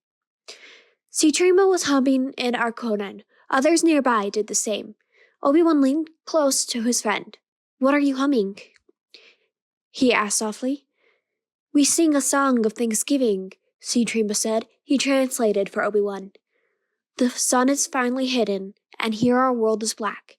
In this cave we have the stones, and our brothers at our back. Outside the storms may threaten, but here the day is calm. We cleave the earth like flesh to bone, with our brothers we belong." It seemed like a sad song to Obi-Wan, but he was not an Arconon. He was not used to making a cave his home. Perhaps to Citrima, the song sounded more joyous. The Arconons sounded as if they were resigned to their deaths. He could not understand such resignation. The urge to act, to fight, was becoming stronger by the minute. Obi-Wan struggled against the feeling. Hadn't he warned about his impatience again and again? This was his test. He must live by the Jedi code and wait, even while his friend faded. It was the hardest thing he'd ever done, but he trusted Qui-Gon. "Promise me," he said quietly to Citrima, "that you won't let yourself die here." "We won't let ourselves die," Citrima promised. "Do you mean it? You'll hold on until Qui-Gon comes back?" Obi-Wan asked urgently. "We will try to live, Obi-Wan," Citrima promised, "but the dactyl must come soon." Chapter 19. Cautiously, Qui-Gon inched up a ledge that no human should have been able to climb. In a pouring rain, he grasped small crevices with his fingers and toes, barely holding on. He knew that he had to hurry. He had spent extra time approaching from the side of the mountain, knowing he would be too easy to spot if he climbed directly up. But at last, he'd come to a point where he had to risk exposure. From now on, his path was straight up. At the moment, he was more concerned about the dragons than the huts. The creatures were active now. Many had landed on crags above, as if to wait out the storm. He remained in the shadows, moving beneath rocks, afraid he might be spotted. Sometimes he had to wait painful minutes until some dragon would turn its scaly silver head. Patience, he told himself over and over again. We must have patience. That was an unwritten part of the Jedi Code. Yet it was hard to be patient when so many lives hung in the balance. His fingers were chafed and bleeding. Nearby, lightning split the sky and thunder snarled. The sky was dark and lowering. Wind gusted and whistled among the stones. He felt terribly exposed. He was a big man, a big target for the dragons.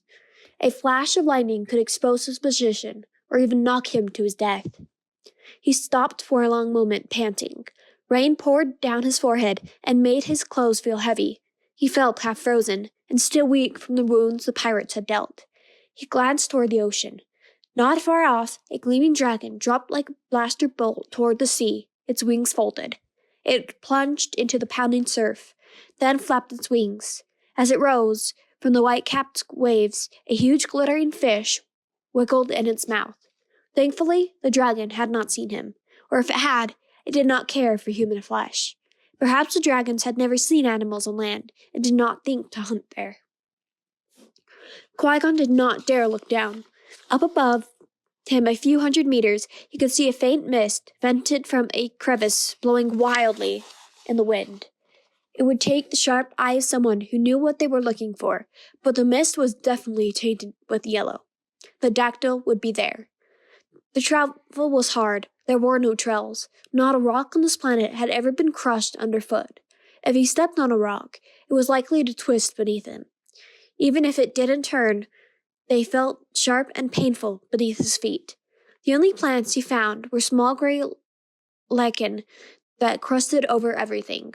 When they were dry, walking on them felt like walking on carpet.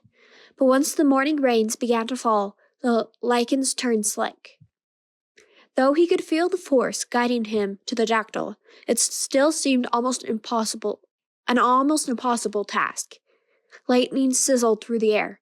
Thunder shook the stones beneath his fingertips. Wind gusted at his back. Qui-Gon clung to the face of the rock wall. His shoulder throbbed. Not much farther, he told himself. There was a flash just above his head. Splinters of rock stung his cheek. For half a moment, he thought that a lightning bolt had nearly pierced him, but he realized it was too small. A blaster. Someone had shot at him. Qui-Gon craned his neck and tried to look down. He spotted them immediately in the rocks below. It was difficult for a hut to hide. It was Gleb, Jemba's errand boy. He slithered along, flanked by several whippets. They raised heavy blaster rifles and fired again. The hut laughed merrily. Blaster bolts exploded all around Qui-Gon. His lightsaber was useless. There was no way to hide, no way to fight. Painfully, Qui-Gon struggled upward. Gleb the Hutt chortled in delight. His plan had worked perfectly. He knew Qui-Gon would have to appear around the side of the mountain and make the last ascent straight up to the dactyl. All he had to do was find a position and wait. At first, he'd been afraid of the dragons, and he kept still, hoping to be mistaken for a rock. But gradually, Gleb had grown comfortable. The dragons were probably fish-eaters, nothing more. He didn't fear their teeth, but the rough stones of this world threatened to tear through even Gleb's thick hide. The Hutt wanted nothing more than to slither carefully back to the ship. But right now, he had a job to do. Kill the Jedi. It was going to be a pleasure. The Jedi was trapped on a cliff face above, squirming up toward the ledge where the dactyl was hidden. Qui-Gon had no blaster to shoot back with. He was a big target. It looked as if this would be an easy kill. So Gleb told his cronies, "Take your time, have some fun." His whippets whimpered in delight. They loved to torment helpless creatures. They kept up a steady barrage of fire, purposely missing the Jedi with every shot. They hit just close enough to try to terrify the Jedi. Gleb chortled. "Look at him squirm, boys. Reminds me of that puffer I ate for dinner last night." But the truth was, the Jedi did not squirm. He didn't cringe or try to scramble away. His pace didn't change at all. Slowly, methodically, he climbed the cliff face, even as rock splintered millimeters from his face. The whipheads grew angry. "Is he blind?" One asked in a complaining tone. "This is no fun at all." Gleb frowned. He did not want the whippets to complain. He needed their loyalty. "How about a bet?" he suggested. "See who can blow off his boot." "Excellent," the first whiphead cried. "Bet 5 I can knock off his boot in one shot." "In one shot?" his companion hooted. And the bet was on. To sweeten the deal, Gleb bet against the whiphead at 2-to-1 odds. Eagerly he watched the Jedi make his steady progress up the cliff. The two whippets who made the bet brought their guns to rest on their shoulders. He waited breathlessly for the first whippet to take his shot. Lightning flashed. Thunder roared. There was a blast of wind at Gleb's back. The Jedi had his right foot on a tiny ledge. He reached out for a handhold above. He was precautiously balanced. One shot in the foot would probably bring him down. "Shoot already!" Gleb shouted. Behind them, there was a strange noise, something like an erp. Gleb turned to look at the whiphead's marksman, and there, standing hugely at Gleb's back, was a dragon. It had landed so silently he had not heard it. It was the first he'd seen up close. The dragon had tiny silver scales all over its body, and huge yellow eyes like those on a fish. It had no front legs, only a single huge claw on each wing, and his mouth had the strangest teeth, like enormous needles that arced down from its gums. The monster vaguely reminded him of an Anthorian razor shark. The huge reptile had half of the whip-head marksman in its mouth. "Rah!" Gleb screamed as he slithered toward the nearest crevice. The whippets all turned and began to fire at the dragon. Qui-Gon pulled himself up the last 3 meters, then wedged himself into the small cave. There he paused, panting for a long moment, clutching his sore right arm. The acrid scent of sulfur and anomia assaulted him. He peered farther inside the cave. The dactyl crystals had been thrown on the smooth floor of the cave and were giving off the dull yellowish glow. The blaster fire was coming as fast as ever. The guns made a steady boom, boom, boom, but the shots were no longer directed at him. Instead, the whippets had hidden in the rocks, firing at the dragons. The blaster fire attracted them by the score, and dragons roared in the sky, flocking down from the cliffs. Several of the huge beasts had collapsed around the whippets, but others were reeling from the skies in a feeding frenzy. Qui-Gon looked down from the cliff, watching the struggle. He had traveled all morning without attracting the attention of a dragon. Now, by shooting their blasters, the stupid whipheads were drawing them down in droves. Dragons screamed, a great shrieking cry, and dove out of the clouds on leathery silver wings. They soared over the stones and swiveled their heads. Teeth gleamed under the strobe of lightning flashes. The whipheads scattered and tried to hide beneath huge slabs of stone. One whiphead roared in terror as a dragon dropped from the sky and plucked it from its hiding place. Qui-Gon used the diversion to load the dactyl into the cloth sack he'd brought. For several minutes, the whipheads fought and screamed and died as dozens and dozens of the huge dragons plummeted toward them. Suddenly, a gray shadow blocked the light to the cave. A dragon shrieked, a cry so piercing that the rock around Qui-Gon trembled. He pressed himself against the side of the cave. Outside the mouth of the fissure, the dragon clutched the rock with its winged talons.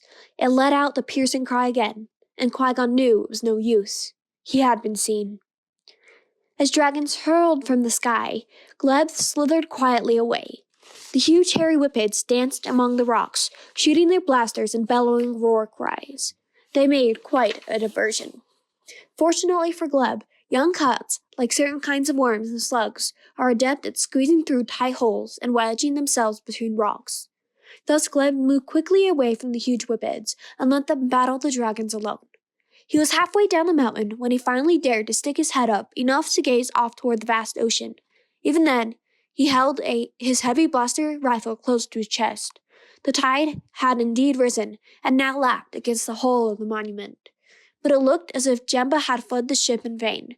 It would not be swamped today. Gleb felt relieved to know that he might still make it off this rock alive. Behind him, on the mountain, the whipheads were issuing fewer war cries and had quit firing their blasters. Gleb should have shivered in terror to think what had happened to them. The dragon's shrieks had alerted others from the flock. They vied for a position as the first dragon wedged its long silver head into the cave opening.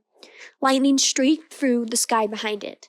Teeth longer than knives flashed near Qui-Gon's face, and he could smell the scent of dead fish on the dragon's breath. Suddenly, in the middle of his desperation, Qui-Gon felt something odd, a faint ripple in the force. As he concentrated, it grew stronger. Someone was calling him. A Jedi. Obi-Wan needs me, he realized. Astonished, he pressed himself farther back into the cave. He needed to be calm, to think. The boy shouldn't have been able to call him. Obi-Wan was not his Padawan. They were not connected. But he had no time to wonder about the call's meaning. It was urgent and must be obeyed. Hearing movement, Qui-Gon quickly glanced toward the cave opening. For a moment, the dragon beat its wings against the stone, blocking Qui-Gon's escape. Then suddenly, it dropped from its clumsy perch. Long had Qui-Gon followed the ways of the Force. Now he felt it beckon him. Run, it commanded. Go to Obi-Wan. Qui-Gon's heart pounded. He ran 3 steps and leapt from the mouth of the cave, knowing that 200 meters below, the sharp rocks stuck up like swords. Yet he trusted the Force. He did not fall even a dozen meters. His leap carried him straight onto a dragon. He hit the beast's neck with a thud. The creature was wet and slimy. Qui-Gon almost slipped off, but clung to its scaly hide with the tips of his fingers.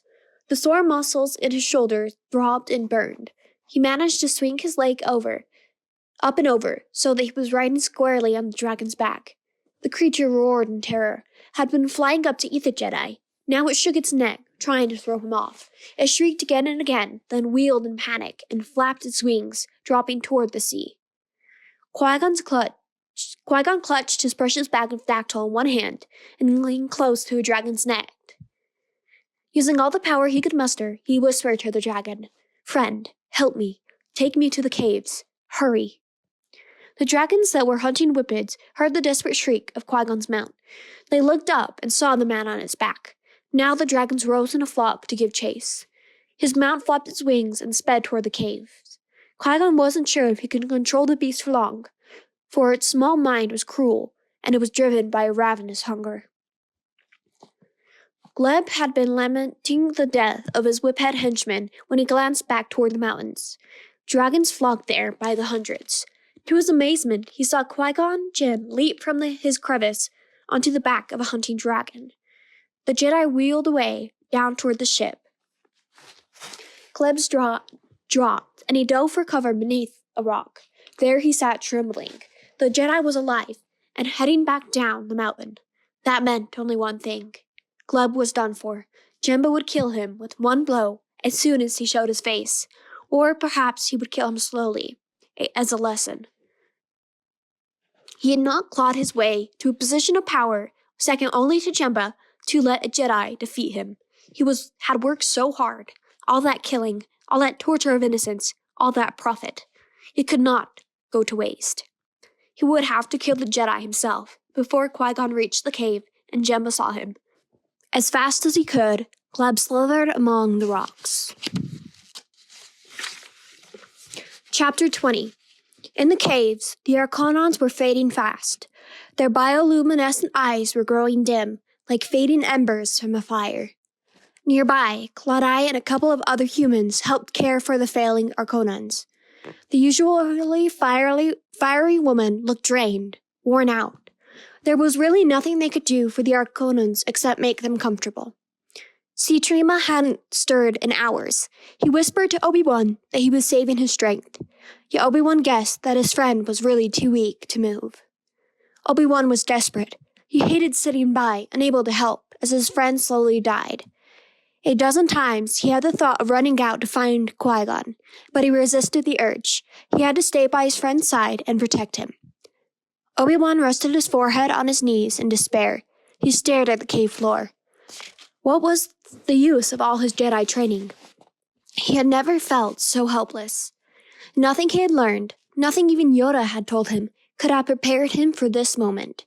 He had come to the end of everything. Faith, hope, belief in himself. He had failed. All his life he would remember this, his darkest moment. Darkest moment. A memory stirred in Obi-Wan. He remembered a twilight conference with Yoda. "What is my limit, and how will I know when I find it?" Obi-Wan had asked.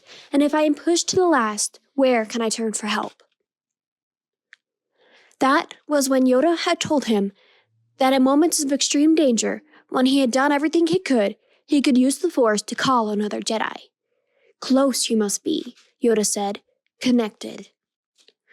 Qui-Gon may not have thought they had a connection, but Obi-Wan had to try. In the dark cave, he reached out for the Force. He felt a pulse, and he drew in its energy. He reached out with his Jedi senses, tried to feel the Jedi Master's presence. But Obi-Wan was a young man and could not control the Force as he wanted, so silently he simply called, "Qui-Gon, come back now. The Arconons will die soon without the dactyl." From the mouth of the cave, there was a great rumbling laugh. Obi-Wan looked up. He had called Qui-Gon with everything he had, but instead he had roused Jemba the Hutt. So much for his abilities. Jemba towered above them, his immense bulk filling the mouth of the cavern. "How are you all feeling?" "Well, I hope," he taunted. Well, in case you're not, I have Dactyl for sale. Dactyl for the needy. All it will cost is your lives. We have some here, and much more hidden elsewhere. All around the cave, Arconans began to moan. Some of them turned over and began to crawl painfully toward the hut with his offerings of Dactyl. Disgust filled Obi-Wan. He leapt to his feet. "Stop this," he shouted. Before he knew it, his lightsaber was out. He covered 50 meters of the ground, leaping over dozens of poor Conans until he stood before the monstrous hut. He flashed his lightsaber overhead in a practice swing. The slug-like hut could be seen clearly in its light. A dozen other huts and whipheads filled the tunnel behind him, but Jemba's bulk would make it difficult for them to shoot. "Well, well," Jemba roared. "I'm glad to see that you are brave even when your master is not at your back." "Leave, Jemba," Obi-Wan managed to say. He was choking on his anger because his voice was changing. It cracked comically. At his back, Cloud-Eye appeared, blaster drawn. "He's right. You're not welcome here." "Very well," Jemba boomed. "If that's what you want, I'd gladly leave your friends to die." "Leave them the Dactyl," Obi-Wan ordered. He gripped his lightsaber, could feel its heat warming the heavy handle. The blade thrummed in the air, and his every muscle ached to leap forward and begin slicing. Sweat poured down Obi-Wan's face, and he gritted his teeth. "Isn't this amusing?" Jemba rumbled to his Korets. "He's no Force user, this one. It's in the ship's records. He's nothing more than a farmer, a reject from the Jedi Temple." Obi-Wan fought back against his rage at Jemba's taunt. For long seconds, he struggled as he sought within him for a place of calm, of peace. Then he remembered Qui-Gon's words. Jemba was not the true enemy. Anger was. At last, he found the calm he needed. He reached out with his senses to touch the Force. He felt it now around him, in Jemba, and the stones, and the Arconans fading so fast behind him. He felt it and gave himself to it. "Qui-Gon," Obi-Wan shouted in surprise. He'd been so focused on calling the Jedi Master for help that he felt astonished to suddenly feel something else. Qui-Gon was calling him for help.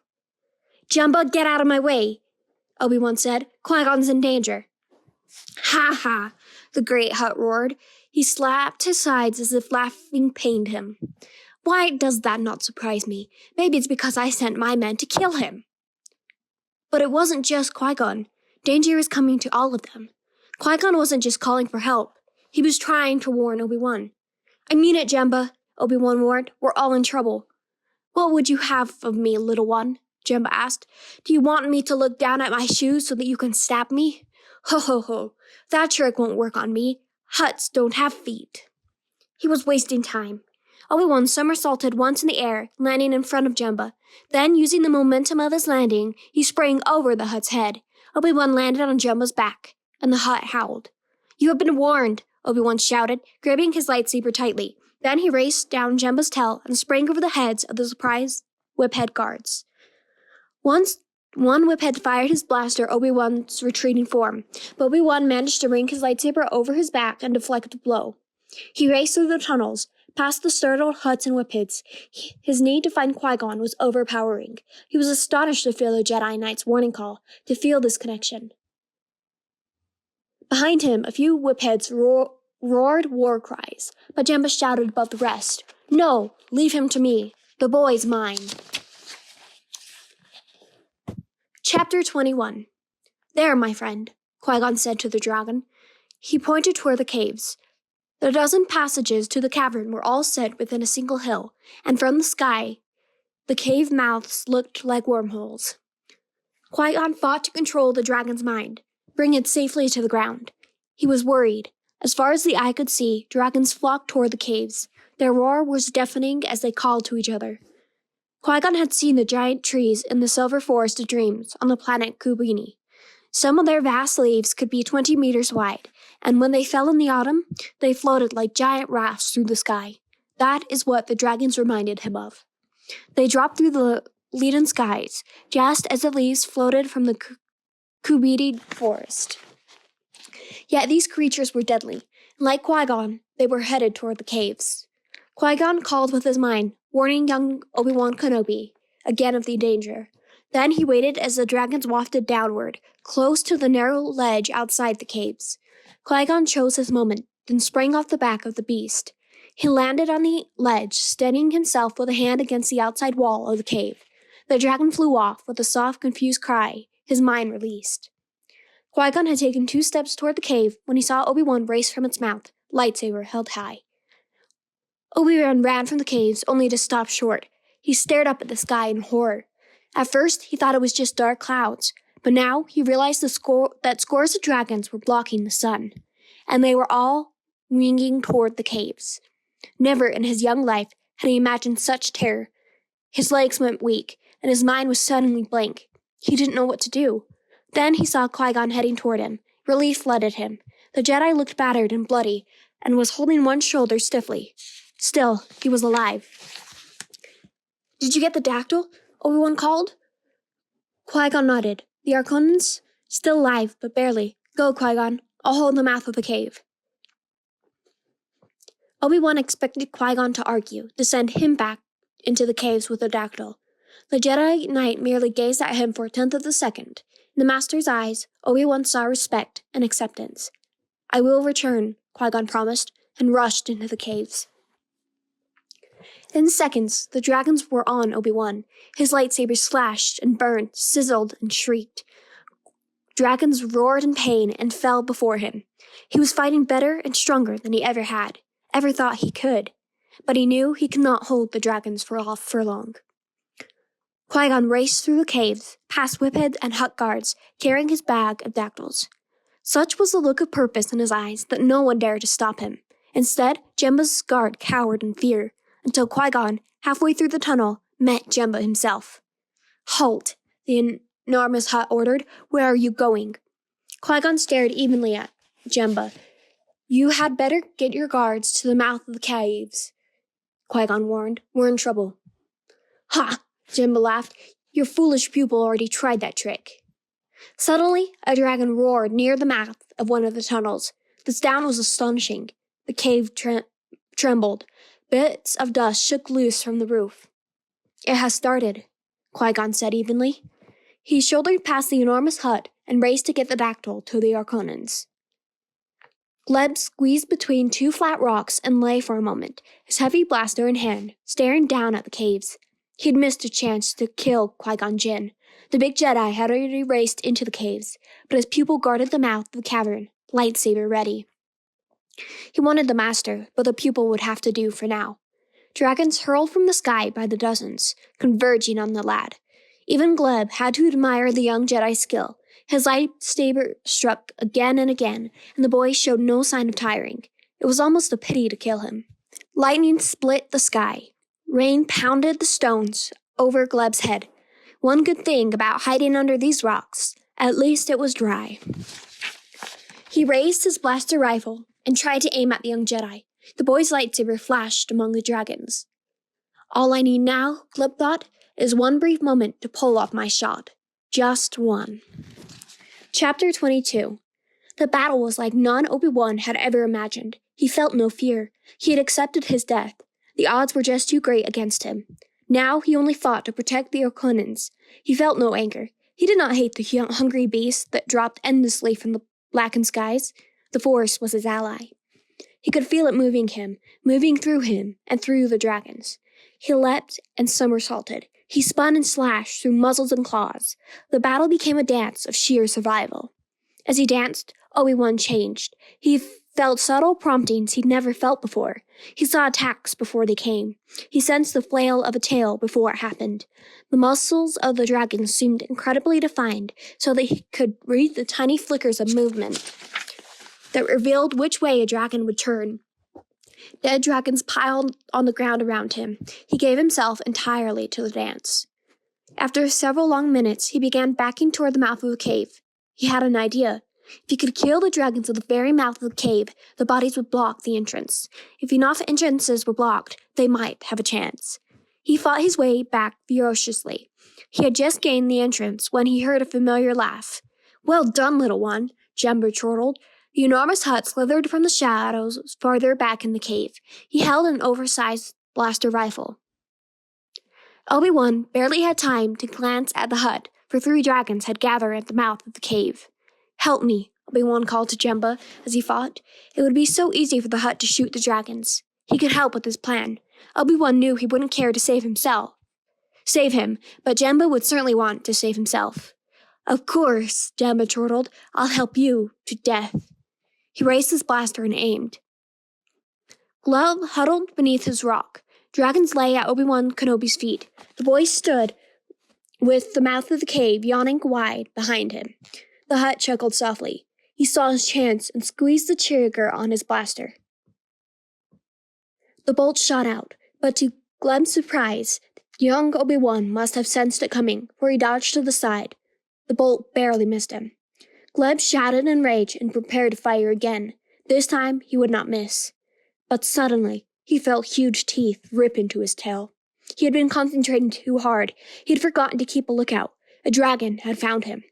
He barely had time to cry before the dragon yanked him from under his rock. Obi-Wan stood panting. He'd felt the force, had dodged as a blaster bolt came from nowhere and sizzled past his head. Perhaps no one felt as surprised as Jemba the Hutt. The enormous hut took the blaster bolt in the chest. For the briefest moment, Jemba stared down at his wound in disbelief. "Well, he laughed in horror. His surprised eyes stared into Obi-Wan's for a moment. Thunder boomed and lightning flashed. Then Jemba slumped on the muddy ground and died. A dragon's cry wrenched Obi-Wan's attention back to his situation. He barely had time to thrust his lightsaber at the huge attacking mouth, then jump back. "That was a little too close, I'd say," Qui-Gon remarked from behind him. His lightsaber powered up and glowed green. "I think you could use some help." Chapter 23. Together, Obi-Wan Kenobi and Qui-Gon Jinn fought side by side. The Force pulsed between them.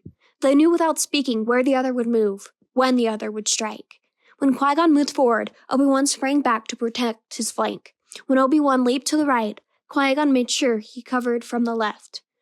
Clawdai joined them, a blaster in each hand and a spare strapped to her leg.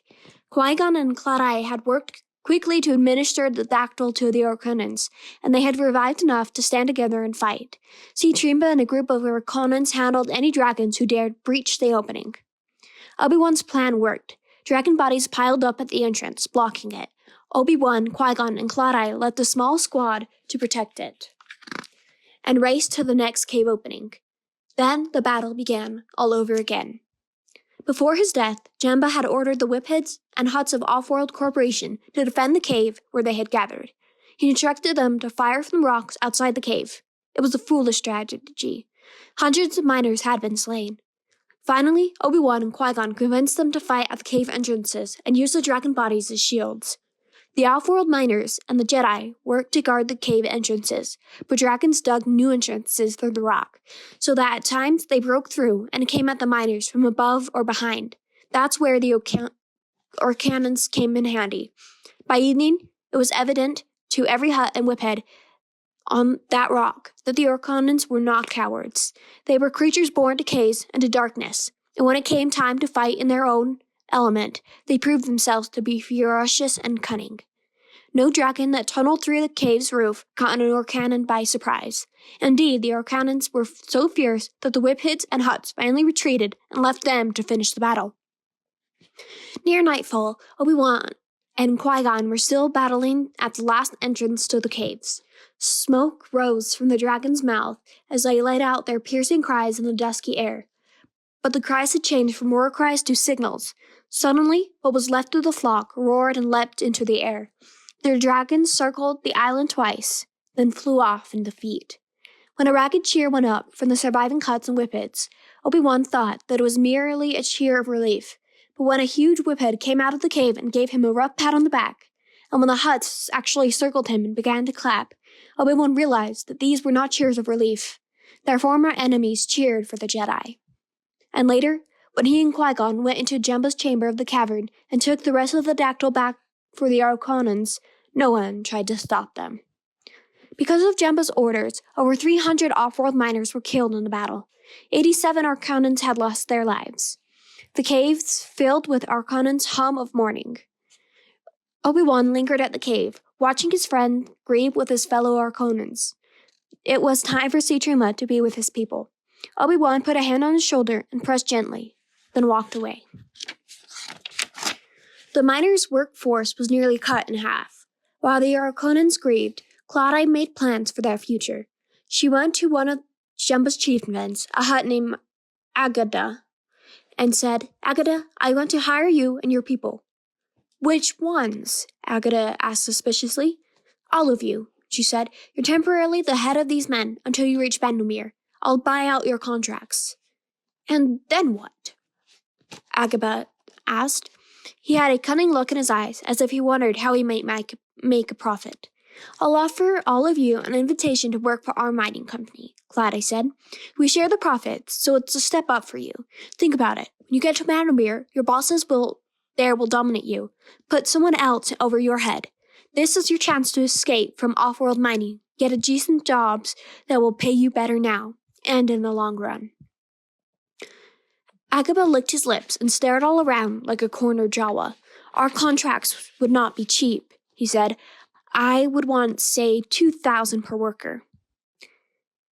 "Any money I give you," Cloud-Eye countered, "will just go back to your corporate headquarters. So how about I make you a better offer?